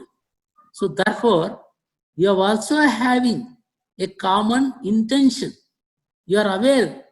ಅವನು ಹೊಡಿತಾನೆ ಅಂತ ಗೊತ್ತು, ಆದ್ರೆ ನಿಮ್ಮ ಉದ್ದೇಶ ಎಲ್ಲರಿಗೂ ಕೂಡ ಅವನ್ನ ಹೊಡಿಬೇಕು ಅಂತಾನೆ ನೀವು ಹೋಗಿದ್ದು. Therefore, you got an intention part 1 and knowledge part 2. Now, 149. What is 149? 149 nalli more than 5. See, once 5 persons more than 4, less than 5 is 34. More than 4 is 149. Now, 149, a common object. Andre, ಎಲ್ಲರ ಉದ್ದೇಶ ಒಂದೇ ಇರುತ್ತೆ. ಏನು, ಇಂಥವನ್ಗೆ ಹೊಡಿಬೇಕು, ಎಫ್ಗೆ ಹೊಡಿಬೇಕು ಅಂತೇಳಿ ನೀವೇನ್ ಮಾಡ್ತೀರಿ, ABCD E 5 ಜನ ಸೇರ್ತೀರಿ. 5 ಜನ ಸೇರಿ the object of the assembly ಅಂದ್ರೆ ನೀವು 5 ಜನರ ಉದ್ದೇಶ ಏನಾದ್ರೂ ಮಾಡಿ ಎಫ್ ಅನ್ನ ಹೊಡಿಬೇಕು. ನೋಡಿ, ಎಫ್ ಅನ್ನ ಹೊಡಿಬೇಕು. ಆಗ object is to assault a particular person with that intention, with that object. ನೋಡಿ, ಆಬ್ಜೆಕ್ಟ್ ಅಂದ್ರೆ ಒಂದು particular person, particular thing. So ನೀವೆಲ್ಲರ ಉದ್ದೇಶ ಆ ಮನೆಗೆ ಹೋಗಿ 5 ಜನನು ಕಳ್ಳತನ ಮಾಡ್ಕೊಂಡು ಬರಬೇಕು. ನೋಡಿ, ಇದರಲ್ಲಿ ಒಬ್ಬನ ಕೈಗೆ ದುಡ್ಡು ಸಿಗತ್ತೆ, ಎಲ್ಲರೂ ಬರ್ತೀರಿ, ಆಚೆ ಹಂಚ್ಕೊಳ್ತೀರಿ. So therefore 379 read with 149 theft of. ಆದ್ರೆ ಆವಾಗ ಒಂದು ವೇಳೆ ಅದು ಎಕ್ಸೀಡ್ ಆದಾಗ, ನೋಡಿ, ಎಕ್ಸೀಡ್ ಆದ್ರೆ ಆಗ equally every one is liable for the act committed by one person. That is A common object of an unlawful assembly. ನೋಡಿ, ಇಲ್ಲಿ ಯಾಕಂದ್ರೆ ಡೆಡ್ಲಿ ವೆಪನ್ 148 ಇದೆ, ನೋಡಿ 148 ಇದೆ, 147 ಇದೆ. See, it depends upon the situation, what is the act have been committed by these among these persons. So therefore, object and in 34 and 149, you can differentiate between these two altogether. ಅಲ್ಲಿ 149 ಅಲ್ಲಿ object ಇರುತ್ತೆ, ಇಂಥವನಿಗೆ ಗುರಿ, ನಿಮ್ಮ ಗುರಿ ಎಲ್ಲರ ಗುರಿ. ನೋಡಿ, ಎಲ್ಲರ ಗುರಿ ಇಂಥವನ್ನೇ ಹಿಂಗೆ ಮಾಡಬೇಕು ಅಂತ ಉದ್ದೇಶ ಎಲ್ಲರಿಗೂ ಇರುತ್ತೆ. ಆಗ ಅದರಲ್ಲಿ ಎಲ್ಲರೂ ಹೊಡಿಯಲ್ಲ, ಆದರೆ ಒಬ್ಬನು ಹೊಡಿತಾನೆ. So the object is of these assembly of these 5 persons to assault F and causes death or causes grievous injury or simple injury. ನೋಡಿ, or simple injury or all are liable, severally liable. ನೋಡಿ, 149 ಅಲ್ಲಿ ಉದ್ದೇಶ, object ಎಲ್ಲರದು ಉದ್ದೇಶ ಇಂಥವನಿಗೆ ಹೊಡಿಬೇಕು ಅಂತ ನೀವು ಗುಂಪು ಸೇರ್ಕೊಂಡು ನೀವಲ್ಲಿ ಹೋಗಿ ಅವನ ಜೊತೆಯಲ್ಲಿ ನಿಂತಿದ್ರು ಕೂಡ ಆಗ ನಿಮ್ಮ ಉದ್ದೇಶ ಶೇರಿಂಗ್ ಈಚ್ ಅದರ್. ನೋಡಿ, the object of whole assembly, 1 person assaulted, the others were onlookers. ನೋಡಿ, ನೀವು ಒಟ್ಟಿಗೆ ಹೋಗಿದ್ರಿ, ಗುಂಪಾಗಿ ಹೋದ್ರಿ. ಆದ್ರೆ ಇಲ್ಲಿ you can make a differentiation. If really you did not share the common object with other person, ಇನ್ನೊಂದು ಹೊಡಿತಾನೆ ಅಂತ ನಿಮ್ಗೆ ಗೊತ್ತಿದೆ, ನೀವೆಲ್ಲರೂ ನಿಮ್ ಉದ್ದೇಶ ಇಲ್ಲ, ಅವನು ಹೊಡಿಬೇಕು ಅಂತ ನಿಮ್ಗೆ ಗೊತ್ತಿಲ್ಲ, ನೀವು ಅವನ ಜೊತೆ ಹೋಗ್ತೀರಿ. ಹೋದಾಗ ಅವನು ಹೊಡಿಯಕ್ಕೆ ಹೋಗ್ತಾನೆ. ಹಾಗೆ ನೀವು ಅಡ್ಡ ಹೋಗಿ ನೀವು ಸಪರೇಟ್ ಮಾಡ್ಬೋದಲ್ಲ, ರೆಸ್ಕ್ಯೂ ಮಾಡ್ಬೋದಲ್ಲ. ಆಗ ರೆಸ್ಕ್ಯೂ ಮಾಡಿದ್ರೆ ಆಗ 149 ಅಟ್ರಾಕ್ಟ್ ಆಗಲ್ಲ. ಆಗ ಇಂಡಿವಿಜುವಲ್ ಆಕ್ಟ್, ಅವನು ಏನು ಒಬ್ಬನು ಹೊಡೆದಿರ್ತಾನೋ ಅವನಿಗೆ individually liable, not with the aid of section 149. ನೋಡಿ, ಈ ತರ you can make a differentiation.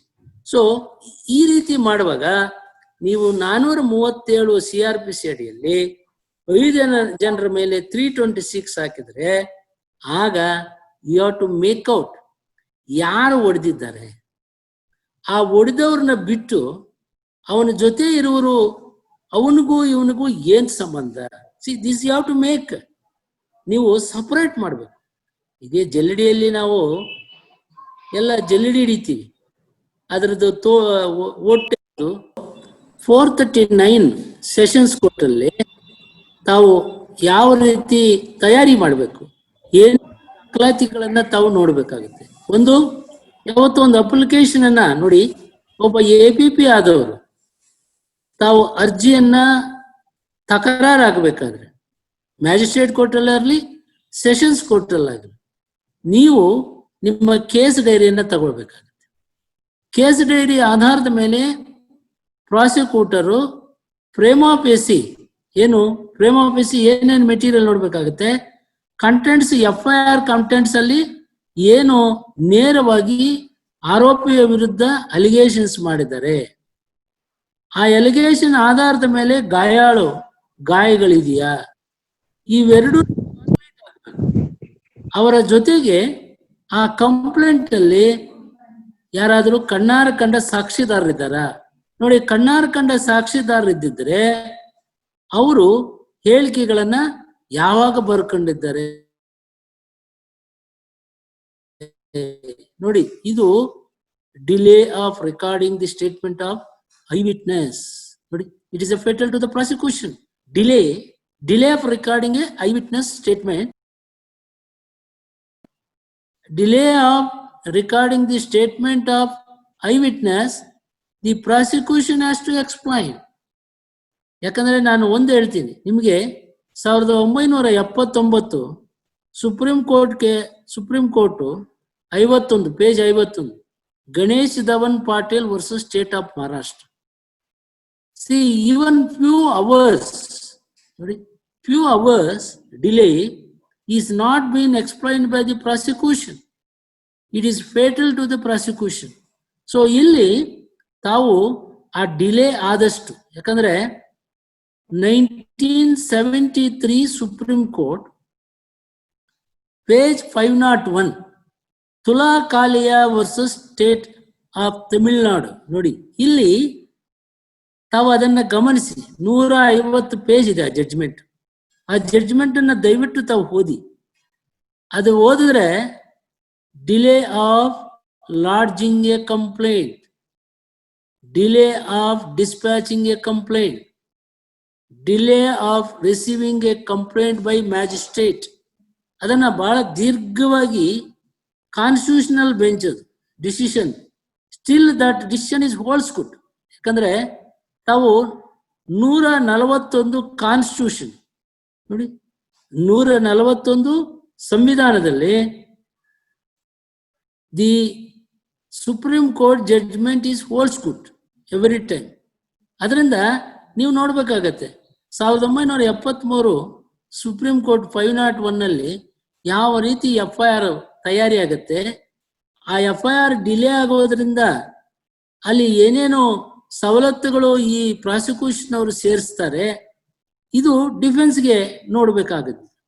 ಒಬ್ಬ ಪ್ರಾಸಿಕ್ಯೂಟರ್ ಆಗಿ ಅವರು ಆ ರಿಮ್ಯಾಂಡ್ ಅರ್ಜಿಯಲ್ಲಿ ನೋಡಿ, ತನಿಖಾಧಿಕಾರಿಗಳು ರಿಮ್ಯಾಂಡ್ ಅರ್ಜಿಯಲ್ಲಿ ಏನೇನು ತನಿಖೆ ಮಾಡಿದ್ದಾರೆ, ಆ ಫಿರ್ಯಾದಿದಾರರಲ್ಲಿ ಯಾರ್ಯಾರು ಕಣ್ಣಾರ ಕಂಡ ಸಾಕ್ಷಿದಾರರ ಹೆಸರುಗಳನ್ನು ನೋಂದಾಯಿಸಿದ್ದಾರೆ, ಹೇಳಿದ್ದಾರೆ, ಅವರ ಹೇಳಿಕೆಗಳನ್ನ ಯಾಕೆ ರೆಕಾರ್ಡ್ ಮಾಡ್ಕೊಂಡಿಲ್ಲ, ಯಾವ ಕಾರಣಕ್ಕೆ ಮಾಡ್ಕೊಂಡಿಲ್ಲ ಅನ್ನೋದನ್ನ ಆ ರಿಮ್ಯಾಂಡ್ ಅರ್ಜಿಯಲ್ಲಿ ಅವ್ರು ನಮೂದಿಸ್ತಾರೆ.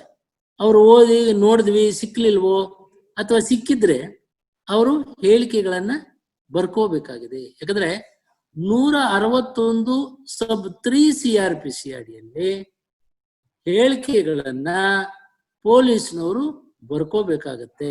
ಈಗ ಯಾಕಂದ್ರೆ ಪೊಲೀಸ್ ಅಂದ ತಕ್ಷಣನೇ ಅವರದೇ ಆದಂತ ಒಂದು ಪ್ರೊಸೀಜರ್ ಇದೆ.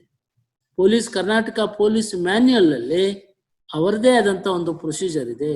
ಬಟ್ ಅವ್ರ ಪ್ರೊಸೀಜರ್ ಏನೇ ಇದ್ರೂ ಕೂಡ they have to follow the CRPC ಅಡಿಯಲ್ಲೇನೆ ಫಾಲೋ ಮಾಡಬೇಕಾಗತ್ತೆ. ಅದಕ್ಕೆ ಆ ಪೊಲೀಸ್ ಮ್ಯಾನ್ಯುಯಲ್ಲೂ ಕೂಡ ಅವರಿಗೆ ಡೈರೆಕ್ಷನ್ಸ್ ಇದೆ. ಯಾವ ರೀತಿ 161(3) CRPC ಸ್ಟೇಟ್ಮೆಂಟ್ಸ್ ಅನ್ನ ತಾವು ಬರ್ಕೋಬೇಕಾಗಿದೆ. ಅದನ್ನ ಇವತ್ತೆಲ್ಲ ಕಂಪ್ಯೂಟರೈಸ್ಡ್ ಬಂದ್ಬಿಟ್ಟಿದೆ. ಕಂಪ್ಯೂಟರ್ ನೋಡಿ, ನೀವು ಹೆಸರು ಚೇಂಜ್ ಮಾಡ್ತಾರೆ, ಬಟ್ ಎಲ್ಲ 161 ಸ್ಟೇಟ್ಮೆಂಟ್ಸ್ ವರ್ಬ್ಯಾಟಮ್ ಇರುತ್ತೆ ನೋಡಿ. ಕಟ್ ಅಂಡ್ ಪೇಸ್ಟ್ ನೋಡಿ, cut and paste. That means witnesses ನೇರವಾಗಿ ಬಂದು ತನಿಖಾಧಿಕಾರಿ ಭೇಟಿಯಾಗಿಲ್ಲ, ಇವ್ರು ಹೋಗಿ ಅವ್ರನ್ನ ಭೇಟಿಯಾಗಿಲ್ಲ, ಯಾವುದೋ ಹೆಸರುಗಳನ್ನು ತಗೊಂಡು ಕಟ್ ಅಂಡ್ ಪೇಸ್ಟ್ ಮಾಡ್ತಾರೆ. So cut and paste evidence is also inadmissible. The intention of the investigating officer ಅದರಲ್ಲಿ ಗೊತ್ತಾಗುತ್ತೆ. ಅದರಿಂದ ಇದನ್ನು ಕೂಡ ನೀವು 439 ಅರ್ಜಿಯನ್ನ ತಾವು ಹಾಕುವಾಗ ಮೊದಲು ತಾವು ಏನ್ ಅಫೆನ್ಸ್, ಯಾವ ಅಫೆನ್ಸ್ಗೆ ಕೇಸ್ ರಿಜಿಸ್ಟರ್ ಮಾಡಿದ್ದಾರೆ, ಏನೇನು ಅಫೆನ್ಸ್ಗೆ, ಆಮೇಲೆ ನೆಕ್ಸ್ಟ್ ಫ್ಯಾಕ್ಟ್ಸ್ ಅನ್ನ ತಾವು ಬರೀಬೇಕಾಗತ್ತೆ. ಆ ಫ್ಯಾಕ್ಟ್ಸ್ ಬರೆದ ಮೇಲೆ ನೀವು ಆ ಮ್ಯಾಜಿಸ್ಟ್ರೇಟು ಅರ್ಜಿ ವಜಾ ಆಗಿದೆ ಅಂತ ಬರೀಬೇಕಾಗತ್ತೆ. ಆಮೇಲೆ ಅವ್ರು ಮ್ಯಾಜಿಸ್ಟ್ರೇಟ್ ಕಾರಣ ಕೊಟ್ಟಿರ್ತಾರೆ. ಯಾಕಂದ್ರೆ ಅವರು ಯಾವ ಕಾರಣಕ್ಕೋಸ್ಕರ ಈ ಅರ್ಜಿಯನ್ನ ವಜಾ ಮಾಡಿದ್ದೀನಿ ಅಂತ ಅವ್ರು ಹೇಳ್ತಾರೆ. ಆ ಕಾರಣಕ್ಕೆ ನಿಮ್ಮ ಹತ್ರ ಏನು ಪುರಾವೆಗಳಿದೆ, ಪ್ರಾಸಿಕ್ಯೂಷನ್ ಹಾಕಿರುವಂತ ಮೆಟೀರಿಯಲ್ಸ್, ಅದರಲ್ಲಿ ಅದು ಸರಿಯಾದ ರೀತಿಯಲ್ಲಿ ಗಮನಿಸಿದ್ದಾರಾ ಇಲ್ಲವಾ ಅನ್ನೋದನ್ನ ನೀವು ಓದಿ ನೀವೇನ್ ಮಾಡ್ಬೇಕು, ಆ ರೀಸನ್ಸ್ ಅನ್ನ ಹೇಳ್ಬೇಕಾಗುತ್ತೆ, ಕಾರಣನ ಕೊಡ್ಬೇಕಾಗುತ್ತೆ. 1, 3, 4, 5 ಅಂತ ಇದು ಕೊಟ್ಟಾದ್ಮೇಲೆ ನಿಮ್ಮದೇ ಆದಂತಹದ್ದು ಏನು, ನೀವು ನಿಮ್ಮಲ್ಲಿ ನಿಜವಾಗಿ ಏನು ಗೊತ್ತಿದೆಯೇ ಅದನ್ನು ನೀವು ಅಲ್ಲಿ ಹೇಳಿ, ಪರವಾಗಿಲ್ಲ, ತೊಂದರೆ ಏನಿಲ್ಲ. ಅದಾದ್ಮೇಲೆ ಆ ಅರ್ಜಿಯನ್ನ ತಾವು ರೆಡಿ ಮಾಡಿ ಆ ನ್ಯಾಯಾಧೀಶರ ಮುಂದೆ ಸೆಷನ್ಸ್ ಕೋರ್ಟಲ್ಲಿ ವಾದ ಮಾಡ್ಬೇಕಾಗತ್ತೆ. ಆ ವಾದ ಮಾಡಕ್ಕಿಂತ ಮುಂಚೆ ಡಿಸಿಷನ್ಸ್ ನೋಡಿ. ಯಾಕಂದ್ರೆ right to liberty of a citizen is utmost important. ನೋಡಿ, 1977 ಈ CRPC ಅಮೆಂಡ್ ಆದ್ಮೇಲೆ 1977 Gudigantalu Narasimhulu versus state of Andhra Pradesh. This is the first decision. 439 ನಲ್ಲಿ ಮೊಟ್ಟ ಮೊದಲನೇ ಸಾರಿ ಬೇಲ್ ಬಿಡಬೇಕು, ಜಾಮೀನು ಬಿಡಬೇಕು ಅಂತ ಹೇಳಿ ಮೊದಲನೇ ಜಡ್ಜ್ಮೆಂಟ್ ಸುಪ್ರೀಂ ಕೋರ್ಟ್ ಮಾಡಿದ್ರು. ಇದಾದ್ಮೇಲೆ 1978 supreme court cases criminal page 188 ಆಮೇಲೆ 185 2 ಡಿಸಿಷನ್ ಇದೆ. 78 ಅಲ್ಲಿ 2 subject to correction, Babu alias Bob ಅದೊಂದಿದೆ. ಅದಾದ್ಮೇಲೆ ಈ ಡಿಸಿಷನ್ ಎಲ್ಲ ಆದ್ಮೇಲೆ 439 ನಲ್ಲಿ, ಯಾಕಂದ್ರೆ ನೀವು liberty of a citizen is utmost important. ನೋಡಿ, ಇವೆಲ್ಲವೂ ಕೂಡ ನೀವು ಅದನ್ನ ಗಮನ ತಗೊಂಡು ಪಾಯಿಂಟ್ ಆಫ್ ಲಾ ಏನು, ಒಂದು ಫ್ಯಾಕ್ಟ್ಸ್ ಮೇಲೆ ನೀವು ತಯಾರಿ ಮಾಡಬೇಕಾಗುತ್ತೆ.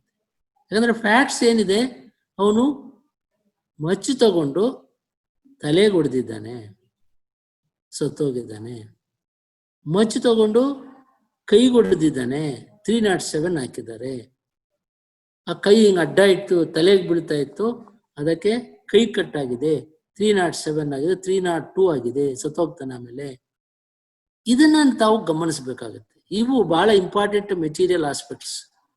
ಆ ಗಾಯಾಳುವಿಗೆ ಎಲ್ಲಿ ಗಾಯ ಆಗಿದೆ, ಅಲ್ಲಿ ಉದ್ದೇಶ ಏನಿದೆ, ಇವು ತಾವು ಗಮನಿಸಬೇಕು.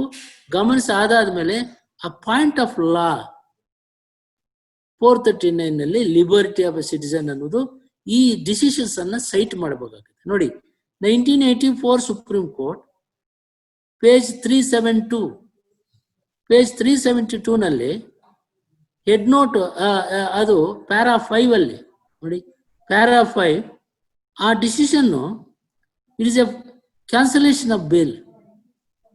ಕ್ಯಾನ್ಸಲೇಷನ್ ಆಫ್ ಬೇಲ್ ಅದು ಸುಪ್ರೀಂ ಕೋರ್ಟ್ ಆರ್ಡರ್ ಬರೆದಿದೆ. ಏನ್ ಮಾಡಿದ್ದಾರೆ ಅಂದ್ರೆ ದಿ ಟ್ರೆಂಡ್ ಟುಡೇ ನೋಡಿ ಪ್ಯಾರಾ 5 ಅಲ್ಲಿ the trend today is granting of bail. While granting of bail what are the conditions is necessary ಅನ್ನೋದು ಅದರಲ್ಲಿ ಬಹಳ ಚೆನ್ನಾಗಿ ಬರೆದಿದ್ದಾರೆ. See that you have to take it.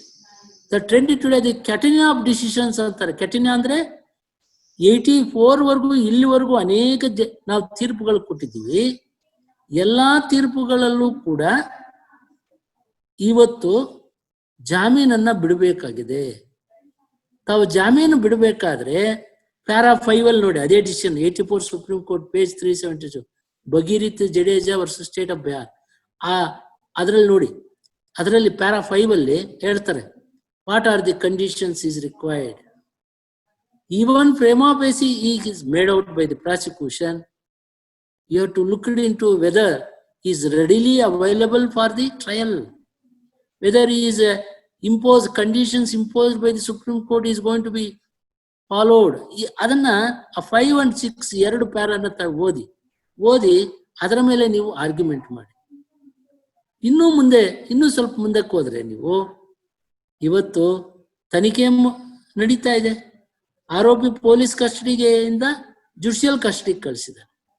Judicial ಕಸ್ಟಡಿಗೆ ಕಳಿಸಾದ್ಮೇಲೆ ಅವನೇನಕ್ಕೆ ಬೇಕು ತನಿಖೆಗೆ? he need not required for investigation, so he is long-wasting in custody. 307 is not exclusively punishable death or imprisonment for life. 302 302 ಆದ್ರೆ life or death ನೋಡಿ. ಆಗ ಈ 302 ನೀವು ಹಾಕಿದಾಗ you have to see the injuries on the deceased. 307 ಆದ್ರೆ you have to see the injuries on the injured. ಆಮೇಲೆ ಅವನ condition hospital ಇದ್ದಾನ, ಡಿಸ್ಚಾರ್ಜ್ ಆಗಿದ್ದಾನ. You take the certificate, call for a medical report, medical certificate. The condition of 307 ಆದ್ರೆ ನಾನಾದ್ರೆ magistrate ಮುಂದೆನೆ 437 ನಲ್ಲಿ application ಹಾಕಿದ್ರೆ ನೀವು ತಕ್ಷಣ ಆರ್ಗ್ಯುಮೆಂಟ್ ಮಾಡಬಾರ್ದು. 307 ನಲ್ಲಿ ಅವನು ಬರೀತಾರೆ is condition is very precarious, is undergoing a treatment in the hospital. ಆಗ 91 ನಲ್ಲಿ ಅಪ್ಲಿಕೇಶನ್ ಒಂದು ಹಾಕಿ. ಸಿ 91 ನಲ್ಲಿ you can summon the wound certificate. It is for the court to look into the wound certificate, not by the prosecution, not by the defense. We have no right to look into the case diary. We are not entitled. But magistrate court athwa sessions court to come to a right conclusion, it is essential for a just decision of the case. Nodi, just decision of the case to arrive in a right conclusion. The wound certificate is essential for disposal of this bail application. ನೋಡಿ ಎಷ್ಟು ನೀವು ಆಗ wound certificate ತರಿಸಬೇಕಾಗತ್ತೆ. ಯಾಕಂದ್ರೆ ಕಕ್ಷಿಗಾರರು ಏನ್ ಮಾಡ್ತಾರೆ 307 ಏನಿದೆ case ಯಾರು ಬೇಕಾದ್ರೂ ಬಿಡಿಸ್ತಾರೆ ಅಂತ ಹೇಳ್ತಾರೆ. ಆದ್ರೆ ಆ ಇಂಜುರಿ ಕಂಡೀಷನ್, ಇಂಜೂರ್ಡ್ ಕಂಡೀಷನ್ ಏನಿದೆ, ಅವನು ಚಿಂತಾಜನಕವಾಗಿದ್ದಾನ, ಅವನು ಬದುಕ್ತಾನ, ಎಲ್ಲಿ ಗಾಯ ಆಗಿದೆ, ಒಂದು ಆಸ್ಪೆಕ್ಟ್. ಎರಡನೇ ಆಸ್ಪೆಕ್ಟು ತಾವು ನೋಡಿದಿರಿ ಬರ್ನ್ಸ್ ಕೇಸಲ್ಲಿ.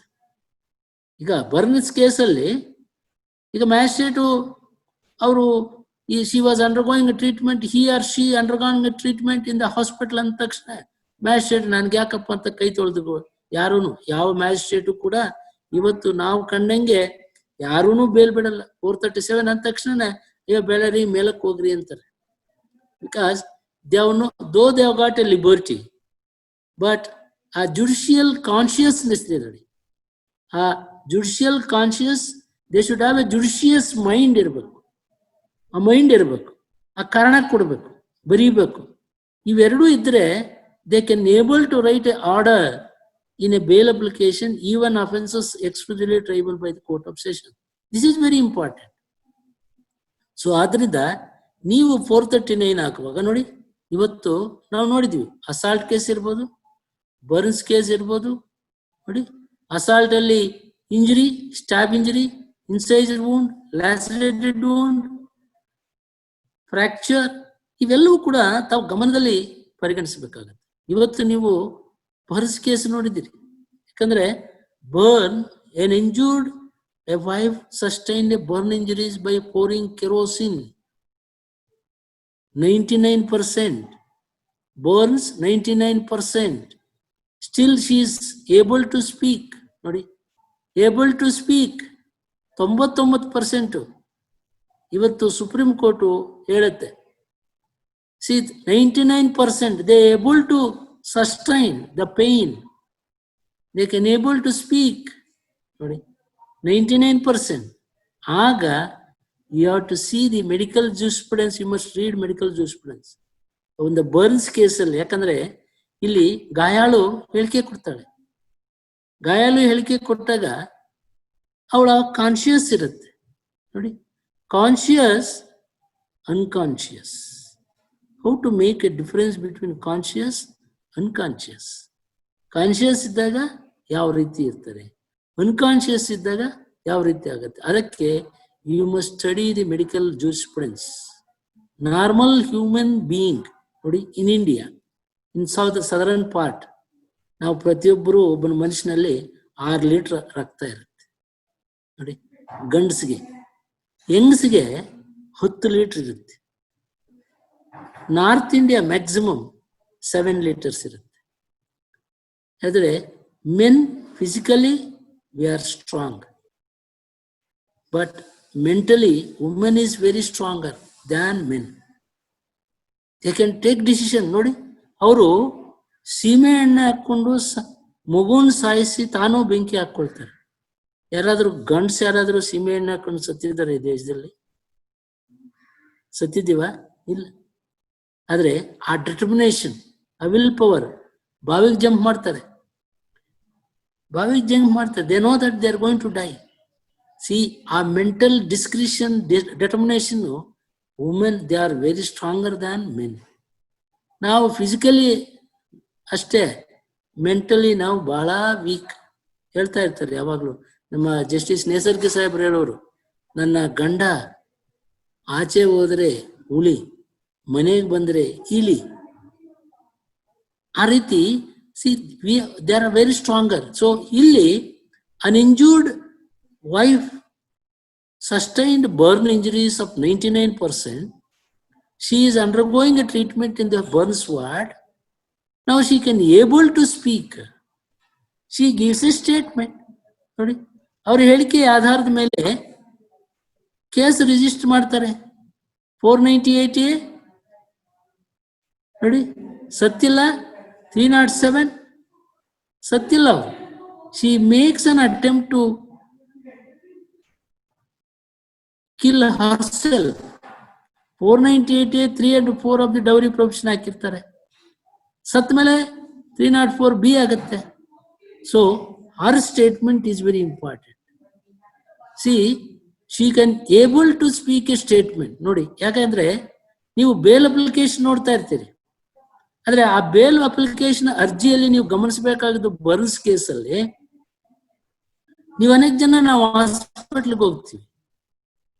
ಹಾಸ್ಪಿಟ್ಲಿಗೆ ಹೋದಾಗ ಒಬ್ಬ ಗಾಯಾಳು ಆಸ್ಪತ್ರೆಯಲ್ಲಿ ದಾಖಲಾಗಿರ್ತಾರೆ. ಆ ದಾಖಲಾಗಿದ್ದ ಪಕ್ಕದಲ್ಲೇ ಒಬ್ಬ ದಾದಿ ಇರ್ತಾರೆ. ಅಲ್ಲಿ ಒಂದು ನೇತಾಡ್ತಾ ಒಂದು ಸೀಟ್ ಇರುತ್ತೆ, ಕೇಸ್ ಸೀಟ್ ಅಂತಾರೆ ಅದು. ಆ ಕೇಸ್ ಸೀಟ್ ಅಲ್ಲಿ ಏನಾದ್ರು what is the importance of that case seat? ಯಾಕಂದ್ರೆ ನೀವು ಒಬ್ಬ ಡಾಕ್ಟರ್ ಅಂದ ತಕ್ಷಣನೇ ಅವರದೇ ಆದಂತ ಒಂದು ಮ್ಯಾನ್ಯಲ್ ಇದೆ. Medical manual 1961. ನೋಡಿ, 1961 ಅಲ್ಲಿ ಮೈಸೂರು ಮೆಡಿಕಲ್ ಮ್ಯಾನ್ಯಲ್ ಇದೆ. ನಮಗೆ ಯಾವ ರೀತಿ criminal rules of practice magistrate ಯಾವ ರೀತಿ ಗಮನಿಸಬೇಕಾಗಿದೆಯೋ, ಯಾವ ರೀತಿ ಪ್ರೊಸೀಜರ್ ಅನ್ನ, ಕೋರ್ಟ್ ಪ್ರೊಸೀಜರ್ಸ್ ಅನ್ನ ಅವರು ನಡೆಸಬೇಕು ಆ ಅಧೀನದಲ್ಲಿ, ಅದೇ ರೀತಿ ಒಬ್ಬ ಡಾಕ್ಟರ್ ಮೆಡಿಕಲ್ ಹಾಸ್ಪಿಟಲ್ ಅಂದ ತಕ್ಷಣ they've got a Mysuru medical manual 1961. ಆ ರೂಲ್ಸ್ ಅದನ್ನ ವೈಲೇಟ್ ಮಾಡಿದ್ರೆ, ಆ ವೈಲೇಟ್ ಮಾಡುವಾಗ ಏನಾಗುತ್ತೆ, ಅವರು they have to do some favourite to some people. So ಆದ್ರಿಂದ ಒಬ್ಬ ಗಾಯಾಳು ನೋಡಿ ಇಲ್ಲಿ section 32 sub clause 1 a complaint 2D ನಿನ್ನೆ ಹೇಳ್ತಾ ಇದ್ರು section 2D the contents of a say of an injured recorded by the police officer in the presence of the doctor. A doctor, he will verify the condition of the injured, certified she can able to speak. ಆವಾಗ record ಮಾಡ್ಕೊಳ್ತಾರೆ. But the earlier all the decisions, Supreme Court says even doctor need not certify that she is able to speak ಅಂತ ಬೇಕಾಗಿಲ್ಲ ಅಂತ ಬರುತ್ತೆ. ಆದರೆ 2020 ನಲ್ಲಿ decision ಬಂದಿದೆ. Doctor is a master, he can certify minimum because a maker ಅಂದ್ರೆ a scriber, if he satisfy himself that she is able to speak, she is able to make a statement, is sufficient to record ಅಂತ ಇವತ್ತು. ಅದರಿಂದ ತಾವು ನೋಡಬೇಕಾಗಿದ್ದು ಆ declaration, ಯಾಕಂದ್ರೆ section 32(1) admissible, an injured makes a statement by anticipating his death or her death. After making a statement, if she succumbed, died, that statement amounts to an FIR and it is a declaration, dying declaration. Section 32 subclass 1 of the Evidence Act, even without her presence, without that statement is admissible. Admissible because the prosecutor, while filing his objections, he can oppose the bail application. It is one condition. Another thing is, as a defense counsel, we want to take the accused out from bail, custody. We will make an attempt to distinguish this 32 subclass 1 statement, how far it is admissible under law. See, or the injured is capable of making statement. This is very important. Whether the injured is capable of making statement also is very important. What are the important documents to be relied at that stage? You are under bail 439 before Sessions Court or in the High Court. 439, either you can exercise, ನೋಡಿ ಇಲ್ಲಿ ಏನಾಗುತ್ತೆ 439 CRPC ಅಲ್ಲಿ you can file bail application directly to the High Court or Sessions Court. But customary all over India, always you have to approach the Sessions Court because the Sessions Court can able to view the documents, a bail, the material documents filed under during the course of investigation. He can view this case diary. He can formulate an opinion with regard to the prima facie material to entertain the bail application. This is very important. So ಅದರಿಂದ ಅದಕ್ಕೆ ಅವ್ರಿಗೊಂದು ಅವಕಾಶ ಕೊಡ್ತಾರೆ. Because we are not entitled to look into the case diary under 172. It is the court can take the assistance of the investigation from prosecutor. He can peruse the whole case diary. He can enumerate the reasonings for rejecting bail application or allowing bail application, prima facie material. So ಅದರಿಂದ this is the very important stage where 439 ನಲ್ಲಿ either before Sessions Court or in the High Court. ಯಾಕಂದ್ರೆ Sessions Court ಅಲ್ಲಿ invariably they will go in detail ಆಗಿ ಅವ್ರು ನೋಡಿ order ಬರೀತಾರೆ. ನೀವು ಅವರು ರಿಜೆಕ್ಟ್ ಮಾಡ್ಬೋದು. But you are able to make a place the material existing material on record in the order.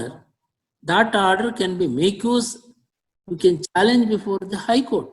ನೋಡಿ High Court ಅಲ್ಲೂ ಕೂಡ same 439 similar application you have to prepare an application section 439. What is the difference between 439 preparation at Sessions Court, 439 at High Court? Because High Court, State Higher Court, they need not look into the reasons assigned by the magistrate or assigned by the Sessions Court. They again formulate their own opinion whether these material aspects which have been found in case diary, whether it is been looked by the Sessions Court. Or nodde idre, the High Court can look it into and pass an order in favorable to the accused. Or if that those materials already been considered by the Sessions Court, then they can formulate opinion. The order passed by the Sessions Court is well and good. There is no necessary to interfere and reject. This is during the course of investigation. Nodi, investigation under investigating officer 157 ನಲ್ಲಿ investigation ನಡೀತಾ ಇದೆ. ಇಲ್ಲಿ 437 ಒಂದು bale application ಅಲ್ಲಿ reject ಆದ್ರೆ 439 sessions court ಅಲ್ಲಿ reject ಆಯ್ತು, ಅಲ್ಲಿಂದ ಹೈಕೋರ್ಟ್ ಹೋಗಿ ರಿಜೆಕ್ಟ್ ಆಯ್ತು. ಇದು ಫಸ್ಟ್ ರೌಂಡ್. ಎರಡನೇ ರೌಂಡ್ ಆಮೇಲೆ completion of investigation 173 sub class 5, 173 sub class 5, the prosecution investigating officer, after completion of the investigation, he submit a final report under 173 sub class 5. Sub class 5 is very important. Once they filed a charge sheet, under 190 sub class 1 small a CRPC, the magistrate, who is a supervising authority, now make a consideration. What are the limitations? Taking of cognizance, remand of accused. This is very important. ಯಾಕಂದ್ರೆ 302 ನಲ್ಲಿ if the offense punishable more than 7 years, ಆದರೆ provision ಇದೆ. See, if the offense is punishable less than 10 years, charge sheet can be placed within 60 days. ಅಂತ provision ಇದೆ. ಆ section ಎಷ್ಟು misuse ಆಗುತ್ತೆ ಅಂತ ಹೇಳ್ತೀನಿ ನಿಮಗೆ. ಸಬ್ clause 1, 167 sub class 2 small a, if the offense is punishable more than 10 years, within 90 days from the date of remand, they have to file a charge sheet. This is the provision.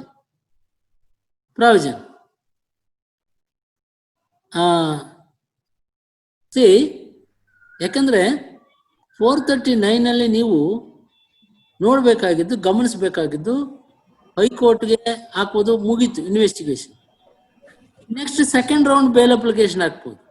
ಹೆಂಗೆ? Charge sheet file ಮಾಡಿದೆ. Charge sheet file ಮಾಡಿದ್ಮೇಲೆ ನಿಮ್ಗೆ ಗೊತ್ತಿದೆ 167 sub clause 1, sub clause 2 A, B, C ಇದೆ ನೋಡಿ. ಇಲ್ಲಿ if the offense is exclusively triable by the court of sessions, if the offense is punishable more than 10 years, more than 10 years ಅಂತಿದ್ರೆ within 90 days from the date of remand, they have to file a charge sheet.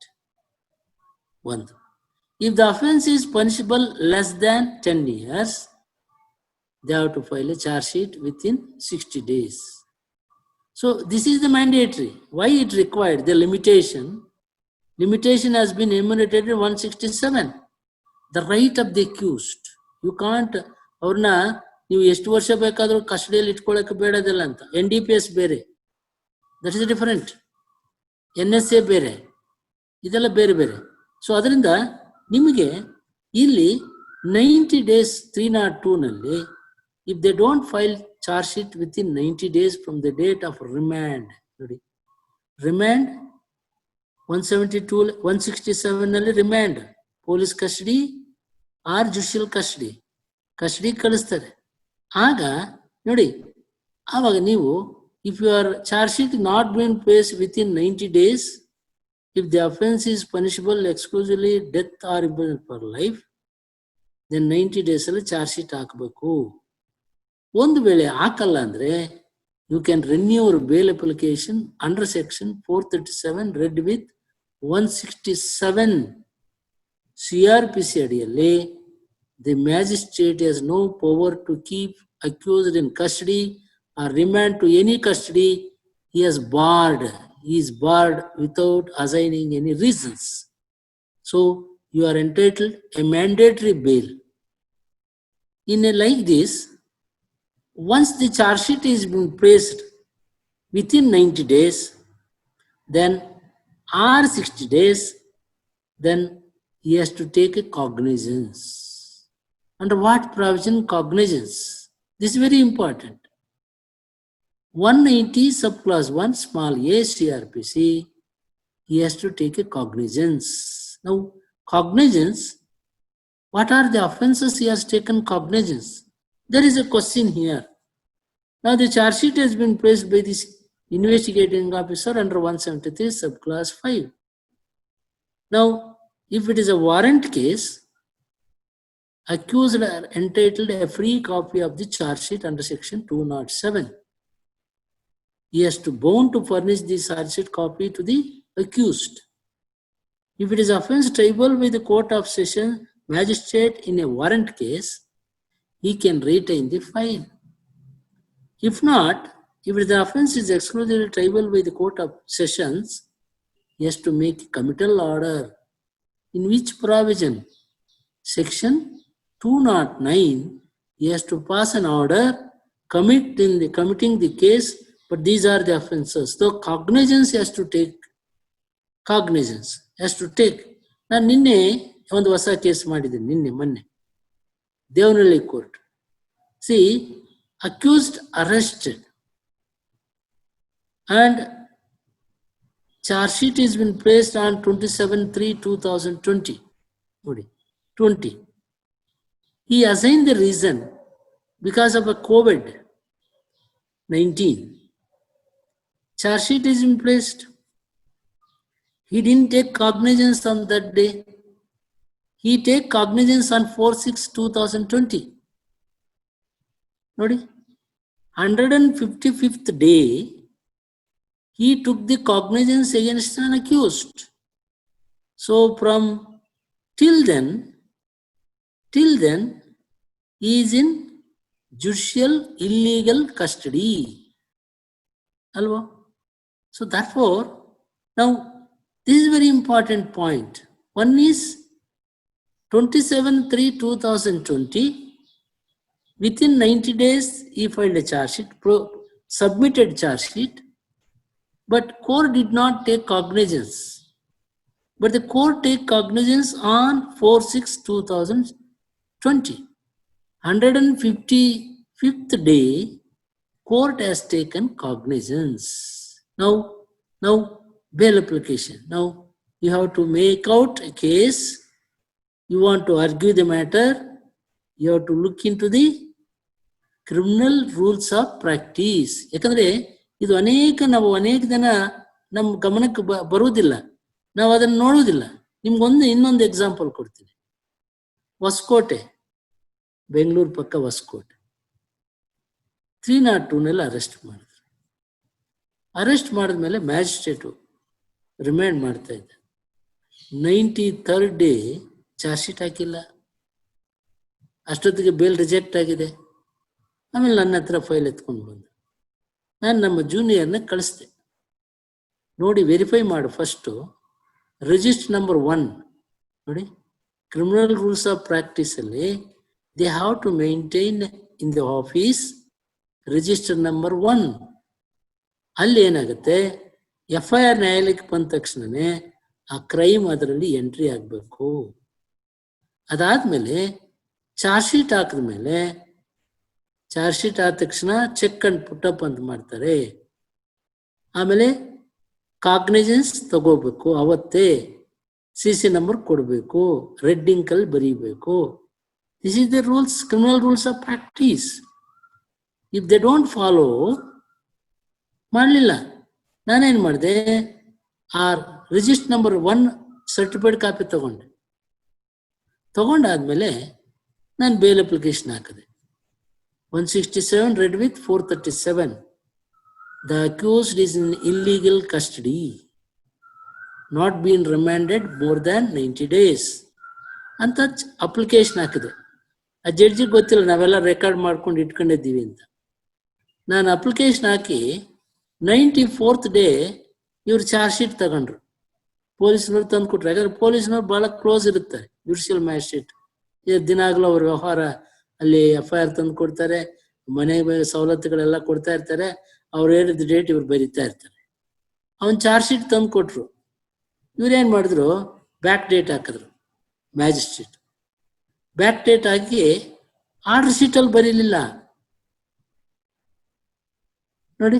ಕಾಗ್ನೈಸ್ ತಗೊಂಡ್ರು. ನಾನು register farm 1 ತಗೊಂಡು ಇಟ್ಕೊಂಡಿದ್ದೆ, ನಾನು ಕೊಟ್ಟೆ. ಇದೆಲ್ಲೂ entry ಆಗಿಲ್ಲ. ಅದರಿಂದ charge sheet is filed only after 93rd day. Affidavit ಹಾಕಿದೆ ನಮ್ಮ ಜೂನಿಯರ್ ಹತ್ರ.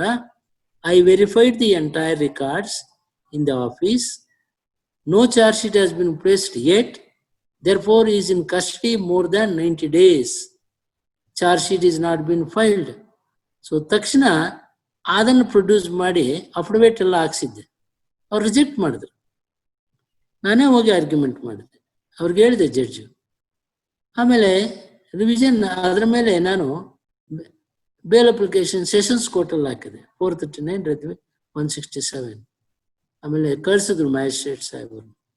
ಕರೆಸಿ ಅವ್ರಿಗೆ ಏನೋ ಹೇಳಿದ್ರು. ಆಯ್ತು, ನಾನೇನು ಹೇಳಿದೆ, I am not do any allegations against the magistrate, I want bail ಅಂತ ಬೇಲ್ ಬಿಟ್ರು. ಅದರಿಂದ ಇಂಥವು ಅನೇಕ ನಡೀತವೆ. ಒಬ್ಬ ನ್ಯಾಯಾಧೀಶರು, ನ್ಯಾಯವಾದಿಗಳು ಎಷ್ಟು ನಾವು ಕಣ್ಣಿರ್ಬೇಕಂದ್ರೆ ಮೈ ತುಂಬ ಕಣ್ಣಿರ್ಬೇಕು. ಇಲ್ಲಾಂದ್ರೆ ಕಕ್ಷಿಗಾರನಿಗೆ ಅನ್ಯಾಯ ಆಗುತ್ತೆ. ನಾವು ಬಹಳ ಲೈಟಾಗಿ ತಗೊಳ್ತೀವಿ. ಸೊ ಇವನ್ನೆಲ್ಲ ನಾವು ಗಮನಿಸ್ಬೇಕಾಗತ್ತೆ.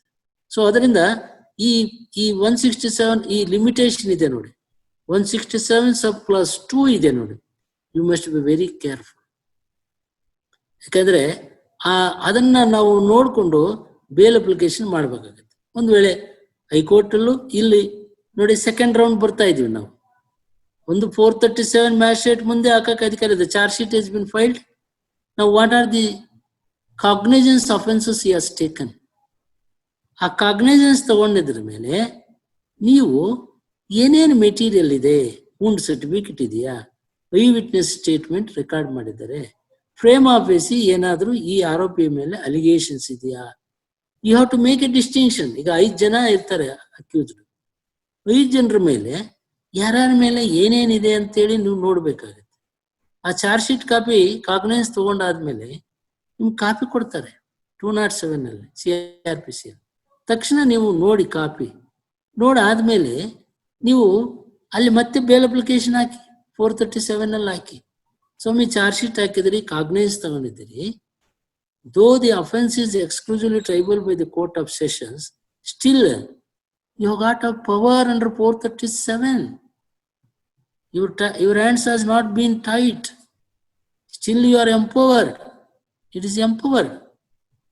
ಕಾಗ್ನೈಸ್ ತಗೊಂಡಿದ್ದೀರಿ. ಆ ಕಾಗ್ನೈಸೆನ್ಸ್ಗೆ ಈ ಅಲಿಗೇಷನ್ಸ್ ಇದೆಯಾ ಇಲ್ವಾ ಅಂತ ನೋಡ್ಬೇಕಾಗತ್ತೆ. ಟ್ರೈ ಮಾಡಿ, ವಾದ ಮಾಡಿ. Youngsters you right to at least exercise your right before magistrate. ಅಲ್ಲಿಂದ ಸೆಷನ್ಸ್ ಕೋರ್ಟ್ ಬನ್ನಿ. ಅಲ್ಲಿ ರಿಜೆಕ್ಟ್ ಮಾಡ್ತಾರೆ ಅವ್ರು. ಯಾಕಂದ್ರೆ exclusively triable by the court of sessions ತಕ್ಷಣ ಅವ್ರು ರಿಜೆಕ್ಟ್ ಮಾಡಿಬಿಡ್ತಾರೆ.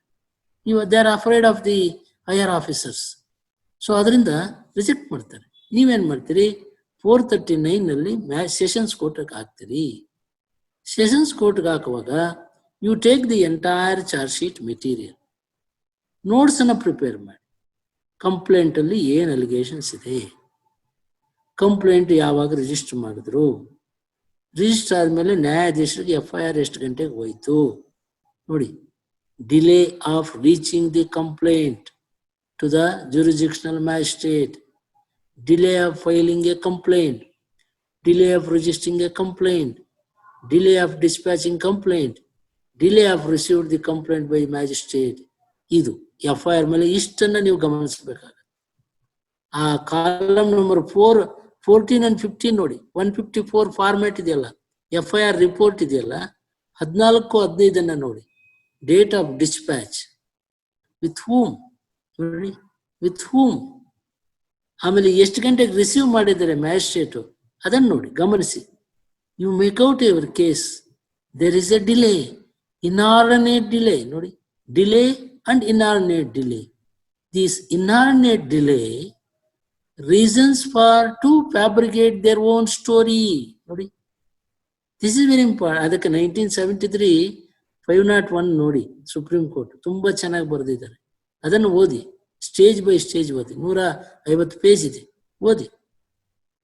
ಅದನ್ನು ಓದಿದ್ರೆ ನಿಮಗೆ you are going to learn how to argue the matter, how to place your argument in the bail applications, FIR. ಇದಾದ್ಮೇಲೆ FIR ನೋಡಿ, ಗಾಯ ನೋಡಿ, ಆಮೇಲೆ ಯಾರು FIR ಅಲ್ಲಿ ಕಣ್ಣಾರ ಸಾಕ್ಷಿದಾರರ ಹೆಸರಿದೆಯಾ ಇಲ್ವ ಅಂತ ನೋಟ್ ಮಾಡಿ, ಆ ಹೆಸರುಗಳನ್ನ ತಗೊಂಡು ಫಸ್ಟ್ ಆ ಗಾಯಾಳುವಿನ ಗಾಯಗಳು ಎಲ್ಲೆಲ್ಲಿದೆ ಅಂತ wound certificate. If it is injured 307, you see the injuries, whether he is being discharged or not. Discharge ಆಗಿ ಇದ್ದಾರ ಇಲ್ವಾ. If it is a death, see the injuries, external injuries ಇಲ್ಲಿದೆ. ಈ ಸಾವು ಅವನು ಆಗ್ಬೇಕಾದ್ರೆ ಗಾಯಗಳು ಯಾವ್ಯಾವ ಭಾಗದಲ್ಲಿ ಆಗಿದೆ. 5 ಜನರ ಮೇಲೆ ಚಾರ್ಜ್ ಶೀಟ್ ಹಾಕಿರ್ತಾರೆ. ಅದರಲ್ಲಿ 5 ಜನರ ಪೈಕಿ ಯಾವನು ಒಬ್ಬನು ಹೊಡೆದಿರ್ತಾನೆ ತಲೆಗೆ, ಅಥವಾ ಒಬ್ಬನು ಎದೆಗೆ ಸುಚ್ಚಿರ್ತಾನೆ, ಅಥವಾ ಒಬ್ಬನು ಹೊಟ್ಟೆಗೆ ಹೊಡೆದಿರ್ತಾನೆ. ಸೊ ಆಗ ಹೊಡೆದಿರೋನು ಅವನ್ಗೆ ಹಾಕ್ಬೇಡಿ. ಫಸ್ಟ್ ಹೊಡಿದೇ ಇರ್ತಾರೆ ನೋಡಿ, ಸುಮ್ಮನೆ ಜೊತೆಯಲ್ಲಿ ಹೋಗಿರ್ತಾರಲ್ಲ ತಮಾಷೆ ನೋಡಕ್ಕೆ, ಅವ್ರಿಗೆ ಮಾತ್ರ ಹಾಕಿ ಫಸ್ಟ್. ಆಮೇಲೆ ಅವ್ರಿಗೆಲ್ಲ ಆದ್ಮೇಲೆ ಇವನಿಗೆ ಹಾಕಿ. ಆಗ ನೀವು ಆವಾಗ ಅವನು ನೇರವಾಗಿ ಅಲಿಗೇಷನ್ಸ್ ಇರೋನಿಗೆ ಅವನಿಗೆ ಹಾಕಿ, ಆಮೇಲೆ ಬೇಲು ಇನ್ನೊಂದು ರೌಂಡ್ ಬರುತ್ತೆ ನಿಮಗೆ. ಸೊ ಅದರಿಂದ ಒಂದ್ ವೇಳೆ ಇಲ್ಲೂ ರಿಜೆಕ್ಟ್ ಆದ್ರೆ ನೀವು ಆ ಫಸ್ಟ್ ಅಲಿಗೇಷನ್ಸ್ ಇರದೇ ಇರೋರನ್ನ ಫಸ್ಟ್ ಬೇಲ್ ಅಪ್ಲಿಕೇಶನ್ ಹಾಕಿ, ಕೆಳಗಡೆಯಿಂದ ಮೇಲ್ವರೆಗೂ ಹಂಗೇ ಮಾಡ್ಕೊಂಡು ಹೋಗಿ, even during the pendency of the investigation. ಇವನು ಹೊಡೆದಿರೋನಿಗೆ ನೇರವಾಗಿ ಹಾಕ್ಲಕ್ಕೆ ಹೋಗ್ಬೇಡಿ. ಹಾಕಿದ್ರೆ ಏನಾಗುತ್ತೆ, ರಿಜೆಕ್ಟ್ ಆಗೋಗುತ್ತೆ. ನೀವು ಆಮೇಲೆ ಡೆಸ್ಪರೇಟ್ ಆಗ್ತೀರಿ. ನೀವು 5 ಜನ ಇದ್ದಾಗ, ಇಲ್ಲ ಒಬ್ಬನೇ ಇದ್ರೆ don't file till filing of A charge sheet in 302. If it is a 307, you wait for a period of till the discharge of this injured. ಯಾಕಂದ್ರೆ ಇಂಜೂರ್ಡ್ ಹಾಸ್ಪಿಟಲ್ ಅಲ್ಲಿ ಇರ್ತಾನೆ, ಅವನು ಸಾಯ್ಬೋದು. 307 ಇದೆ, 307 ನೀವು ಅಫೆನ್ಸ್ ಇದೆ, ನಾಳೆ ಸುತ್ತೋಗ್ಬಿಟ್ರೆ 302 ಆಗುತ್ತೆ.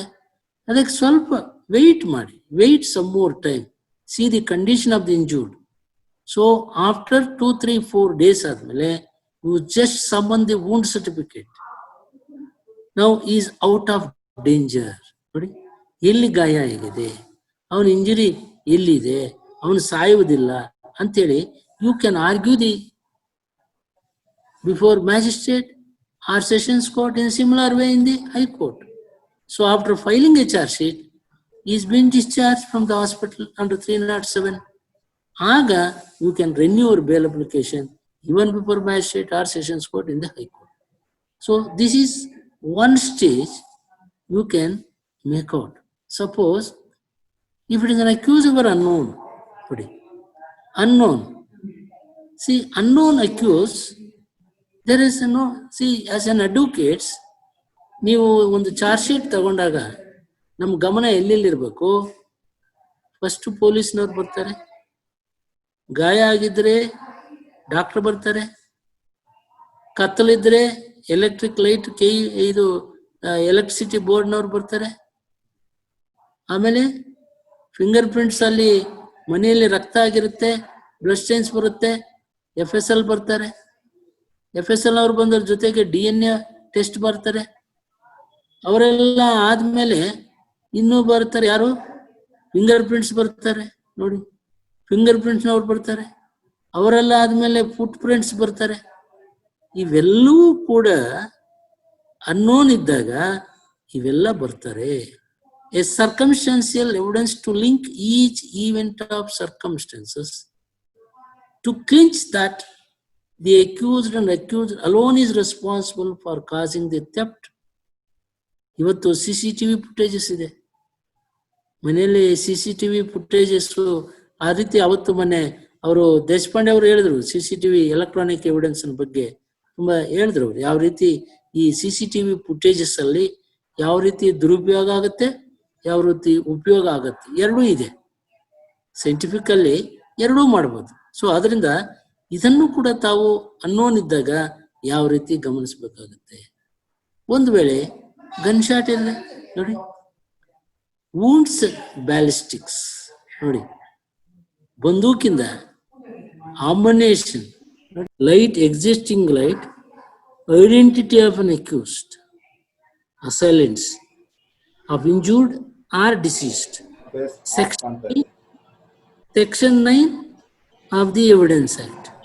So, illi identification is very important. Identification parade. Who is going to conduct identification parade? It is a Taluka Executive Magistrate. Nodi?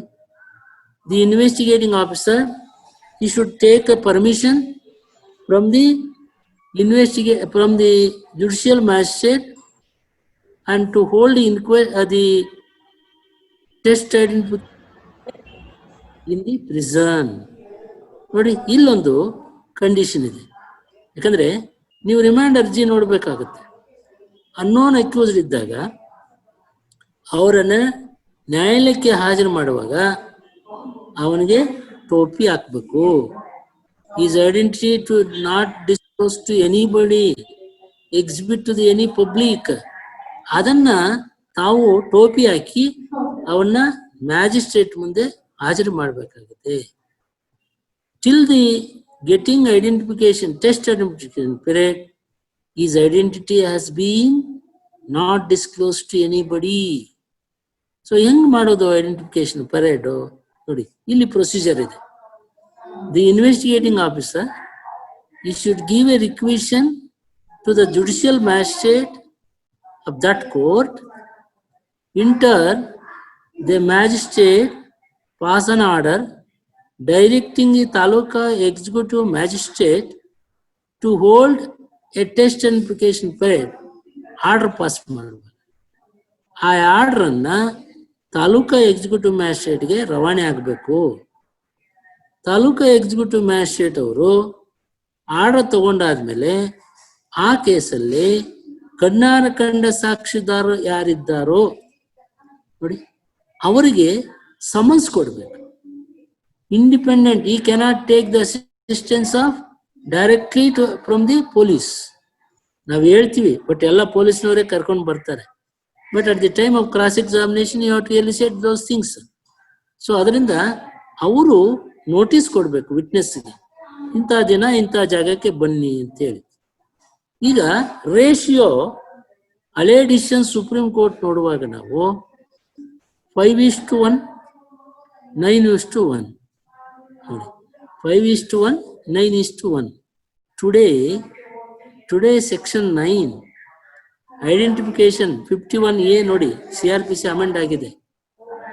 Identification in the police station, test identification accordance with the law, if the investigating officer conducted, it is admissible.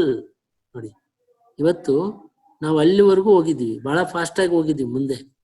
ಇದನ್ನ you must be very careful while cross examination of a witness. Cross examination, art of cross examination ದೊಡ್ಡ subject. I can give you whole day a class, art of cross examination. ಯಾಕಂದ್ರೆ ಈ identification period ಅಲ್ಲಿ ಯಾವ ರೀತಿ ಅವ್ರನ್ನ identify ಮಾಡ್ತಾರೆ ಅನ್ನೋದನ್ನ 5:1 or 9:1 ಅಂತ ಮಾಡ್ಬೇಕಾದ್ರೆ ಇವನ್ ಪೊಲೀಸ್ ಸ್ಟೇಷನ್ ಐಡೆಂಟಿಫಿಕೇಶನ್ ಮಾಡ್ಬೇಕಾಗತ್ತೆ.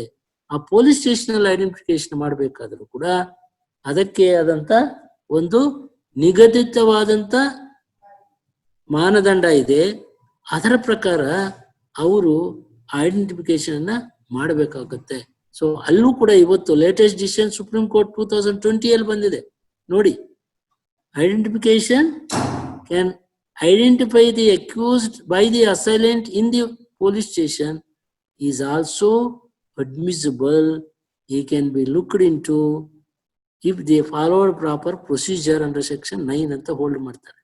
ನೋಡಿ, ಇವತ್ತು ಜೈಲಲ್ಲಿ ಹೋಯ್ತು, ಇವತ್ತು ಪೊಲೀಸ್ ಸ್ಟೇಷನ್ಗೆ ಬಂದ್ಬಿಟ್ಟಿದೀವಿ ನಾವು. ಅನೇಕ ಜನ ಕ್ರಾಸ್ ಎಕ್ಸಾಮಿನೇಷನ್ ಕೇಳ್ತಾರೆ, ಎಷ್ಟೊತ್ತು ನೋಡಿದೆಪ್ಪ ನೀನು, ಎಷ್ಟೊತ್ತು ಇದ್ದೆ ಅವ್ರ ಜೊತೆ. ಅದು that is very dangerous question. You must be very careful. So ಅದರಿಂದ ಇಲ್ಲಿ ಐಡೆಂಟಿಫಿಕೇಶನ್ ಬರುತ್ತೆ. ಆ ರೀತಿ ಆ ಕನೆಕ್ಟ್ ಮಾಡಬೇಕಾದ್ರೆ ನಿಮಗೆ identity of the one is unknown accuse TI period, unknown accused, stolen property from the house.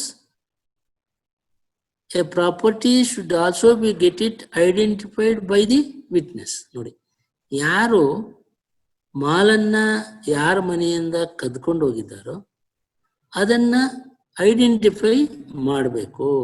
ಕಳ್ಕೊಂಡಿರೋರು identify ಮಾಡಬೇಕು. ಅಂದ್ರೆ ಇಲ್ಲಿ ಸೀಸರ್ ಆಫ್ ಪ್ರಾಪರ್ಟಿ ಬರುತ್ತೆ. ನೋಡಿ, ಸೆಕ್ಷನ್ 27 ನಮ್ಮ ಜಸ್ಟಿಸ್ ಫಣೀಂದ್ರ ಸಾಹೇಬರು ಬಹಳ ಕನ್ಫೆಷನ್ ತುಂಬಾ ಸೆಕ್ಷನ್ 24 to 29 ವರೆಗೂ ತುಂಬಾ ಚೆನ್ನಾಗಿ ಹೇಳಿದ್ದಾರೆ, ಗಮನಿಸಿ.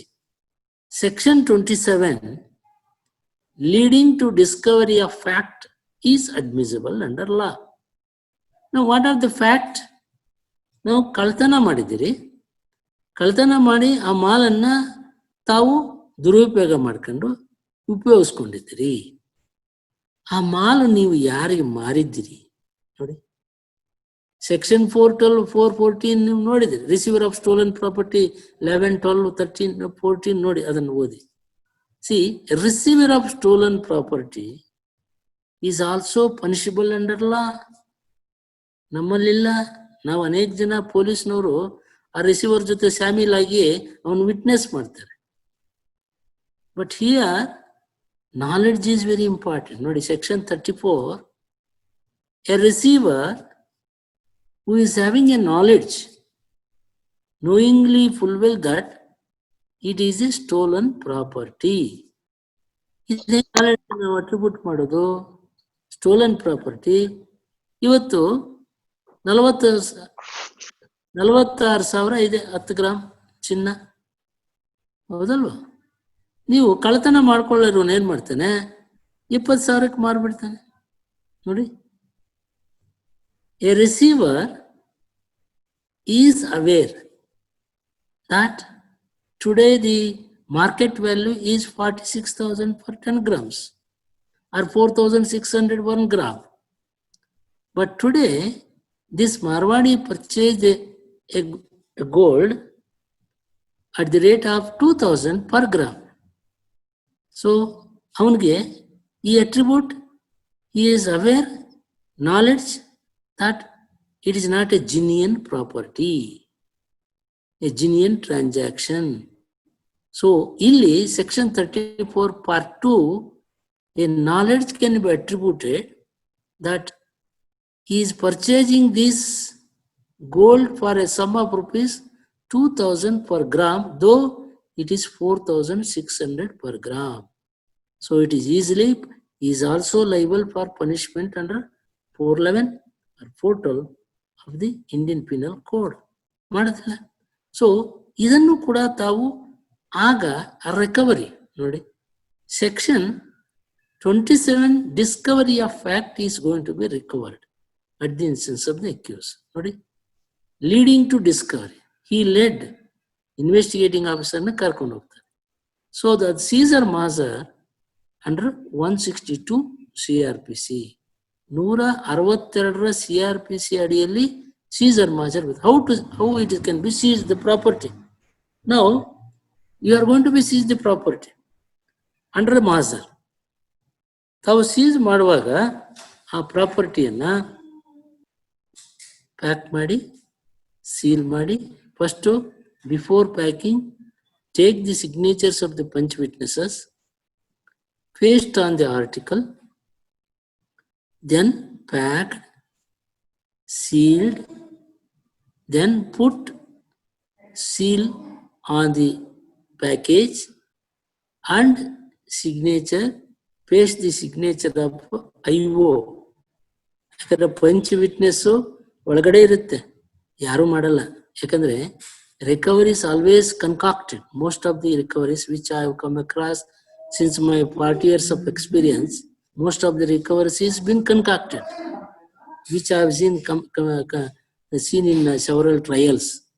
So adrinda these are the minimum requirement while seizing of the property. ಇದನ್ನ ಮಾಡಿದ್ದಾರೆ ಅಲ್ವಾ ಅಂತ ನೋಡ್ಬೇಕಾಗುತ್ತೆ. ಇದರ ಅಡಿಯಲ್ಲೇನೆ ನಿಮಗೆ ಪ್ರಾಪರ್ಟಿ ಫಾರಂ ಬರುತ್ತೆ ನೋಡಿ. ಪ್ರಾಪರ್ಟಿ ಫಾರಂ PF, ನಮಗೆ PF ಬಹಳ ಚೆನ್ನಾಗಿ ಗೊತ್ತಿದೆ ಎಲ್ಲರಿಗೂ, ಆದ್ರೆ PF ಗೊತ್ತಿಲ್ಲ. ಯಾಕಂದ್ರೆ property form is a secondary evidence, it is not a primary evidence. ನೀವು ಯಾಕಂದ್ರೆ police manual, unless you know the police manual, ನಿಮ್ಗೆ ಅದ್ರ ಬಗ್ಗೆ ಅರಿವಿಲ್ಲ ಅಂದ್ರೆ ಒಬ್ಬ ಕ್ರಿಮಿನಲ್ ಟ್ರಯಲ್ ನಡೆಸುವಂತ ವಕೀಲ, ನೀವು ಪೊಲೀಸ್ನ ಏನು ಕೇಳಕ್ ಬರೋದಿಲ್ಲ ನಿಮ್ಗೆ. ಅವ್ರನ್ನ ಎಲ್ಲಿ ತನಿಖಾಧಿಕಾರಿಯನ್ನ ಕರ್ಬ್ ಮಾಡಬೇಕು, ಏನ್ ಕೇಳಬೇಕು ಅನ್ನೋದು ನೀವು you must thorough on the police manual. Police manual ಇಡೀ ಒಂದಿನ ನಿಮ್ ಕ್ಲಾಸ್ ಹೇಳ್ಬೋದು,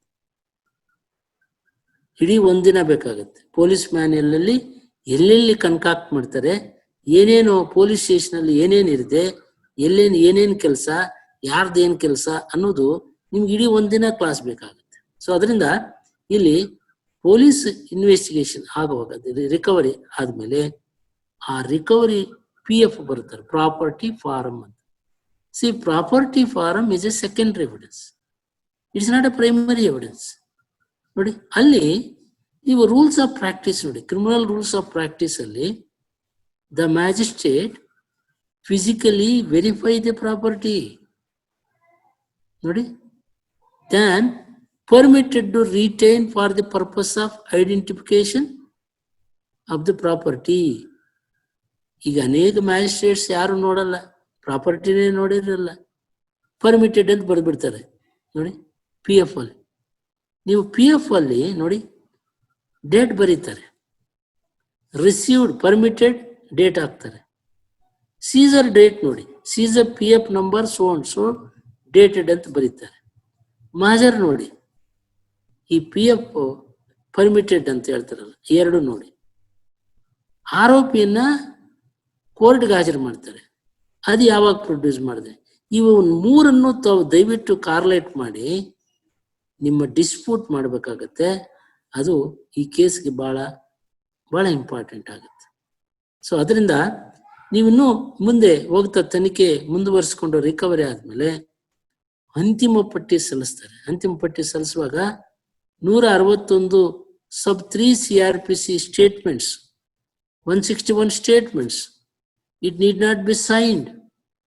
It should be prepared in triplicate. ನೋಡಿ, 3 ಪ್ರತಿಯಲ್ಲಿ ಮಾಡಬೇಕಾಗಿದೆ, 3 ಪ್ರತಿಯಲ್ಲಿ ಮಾಡಬೇಕಾಗಿದೆ. ಪ್ರತಿದಿನ ನಡೆಯುವ ತನಿಖೆಯ ದಾಖಲಾತಿಗಳನ್ನ ನ್ಯಾಯಾಧೀಶರಿಗೆ ಒಪ್ಪಿಸಬೇಕು. That is what 172. ಅನೇಕ ಜನ ನಾವು ಕೇಳಲ್ಲ ಅದ್ರ ಬಗ್ಗೆ, ಅದರ ಇಂಪಾರ್ಟೆನ್ಸು. ಯಾಕಂದ್ರೆ ಒಂದೇ ಸರಿ ಚಾರ್ಜ್ ಶೀಟ್ ಮೇಲೆ ಎಲ್ಲ ಮೆಟೀರಿಯಲ್, ಇವತ್ತು ಕಂಪ್ಯೂಟರ್ ಬಂದ್ಬಿಟ್ಟಿದೆ, ಹೆಸರು ಚೇಂಜ್ ಆಗುತ್ತೆ ಅಷ್ಟೇ, ಮಿಕ್ಕಿದೆಲ್ಲ ಕಂಪ್ಯೂಟರ್ ಅಲ್ಲೇ ಇರುತ್ತೆ. So all these 161 statements is not a primary evidence statements, it is all secondary because they prepared on the computer. ನಾವು ಕಂಪ್ಯೂಟರ್ ಎಲ್ಲ ಹಾರ್ಡ್ ಡಿಸ್ಕ್ ಇರುತ್ತೆ, ಅಲ್ಲಿ ಸ್ಟೇಟ್ಮೆಂಟ್ಸ್ ಇರುತ್ತೆ, ಡಿಸ್ಕ್ ತರಬೇಕು, ಪ್ರೊಡ್ಯೂಸ್ ಮಾಡ್ಬೇಕು, ಅವರು ಮಾಡಲ್ಲ. See, you have to dispute that very statement is not been recorded as per law, 161 sub 3, and they never submit during the course of investigation these statements to the judicial magistrate. So these are the material important aspects. ನೀವು ಆಮೇಲೆ ಅಂತಿಮ ಪಟ್ಟಿ ಸಲ್ಲಿಸ್ತಾರೆ. ಅಂತಿಮ ಪಟ್ಟಿ ಸಲ್ಲಿಸುವಾಗ 173 sub 5 ಇದನ್ನ charge sheet ಅನ್ನ place ಮಾಡ್ತಾರೆ. ಚಾರ್ಜ್ ಶೀಟ್ ಪ್ಲೇಸ್ ಮಾಡುವಾಗ ನೀವು ಕಾಲಮ್ ನಂಬರ್ 17 ಅಲಿಗೇಷನ್ಸ್ ಇರುತ್ತೆ, ಏನೇನು ಯಾರ್ಯಾರ ಮೇಲೆ ಏನು ಅಂತ ಎಲ್ಲ ಎನ್ಯುಮರೇಟ್ ಮಾಡ್ತಾರೆ. ಅದಾದ್ಮೇಲೆ ನೆಕ್ಸ್ಟ್ ಅಲ್ಲಿಂದ ಶುರು ನಿಮ್ದು ಬೇಲ್ ಅಪ್ಲಿಕೇಶನ್, ಇನ್ನೊಂದು round. After filing a charge sheet directly, if it is A warrant case, tribal by the Court of Sessions, first bail application you can file before Sessions Court. After Sessions Court rejected, you can file a similar application in enumerating grounds before the High Court.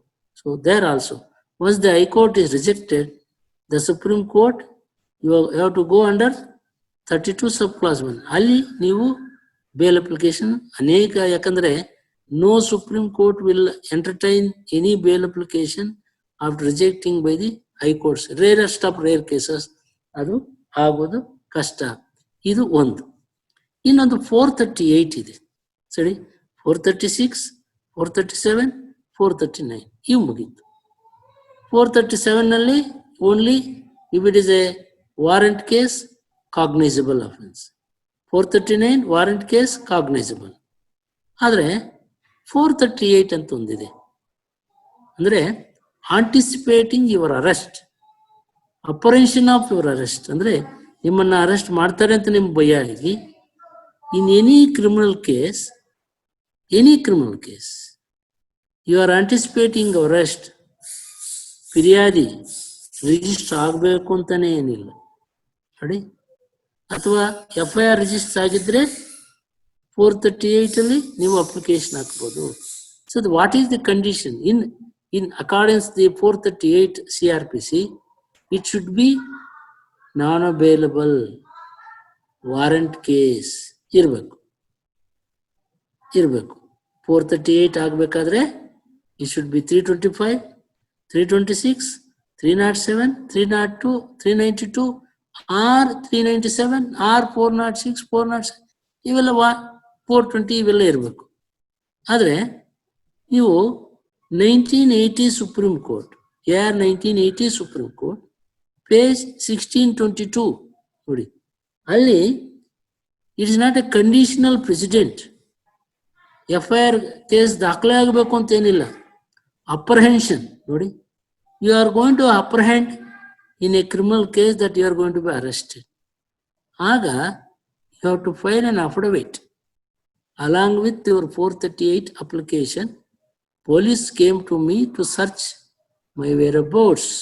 I have got a strong apprehension. Prosecutor ಅದಕ್ಕೆ objection ಹಾಕಲ್ಲ, affidavit ಹಾಕಲ್ಲ, ಅವ್ರು ಬರೀ normal objection ಹಾಕ್ತಾರೆ. But your affidavit is not being ನೋಡಿ revert ಮಾಡಲ್ಲ ಅವರು. So therefore, you got a strong contents and it is not been ಅವರೇನು ಡೈವರ್ಟ್ ಮಾಡಲ್ಲ, ಅದಕ್ಕೆ ಅಬ್ಜೆಕ್ಷನ್ ಹಾಕಲ್ಲ, ಕೌಂಟರ್ ಅಫಿಡವಿಟ್ ಹಾಕೋದಿಲ್ಲ. ಅದನ್ನ 1980 2011 ಸುಪ್ರೀಂ ಕೋರ್ಟ್ ಪೇಜ್ 312 ನೋಡಿ, 438 ಅಲ್ಲಿ constitutional bench holds that under article 141 still 1980 Supreme Court holds good. All the courts below should follow the law laid down by the Supreme Court. 1980 Supreme Court should be followed anteli. That is the law laid down in 2011 page 312 Supreme Court. So ಇಷ್ಟು ಇದಾದ್ಮೇಲೆ ನೋಡಿ, ಈಗ ನೀವು ಅನೇಕ ಜನ ಪೊಲೀಸ್ನವರು ನೋಡಿದ್ರಿ, bail offences ಅಲ್ಲಿ ಅಕಾರ್ಡಿಂಗ್ ಟು ಪೊಲೀಸ್ CRPC 169 ನಲ್ಲಿ they got power to enlarge the accused on bail if it is in a summons case. ನೋಡಿ, ಸಮನ್ಸ್ ಕೇಸ್ ನೋಡಿ, ಅವಾಗ ಈಗ latest 437 now if it is a offense tribal in a warrant case, all warrants cases, before magistrate, before sessions court, you have to file a bail application after the conclusion of recording of evidence and 313 statement. You have to execute a bond under 437A. It is a mandatory. And even before High Court, in a criminal appeal, if the appeal is going to be confirmed, even at the stage, they have to file an application to 437A and execute a surety bond. So these are the bail areas where you can entertain, you can stage by stage, you can file your applications, and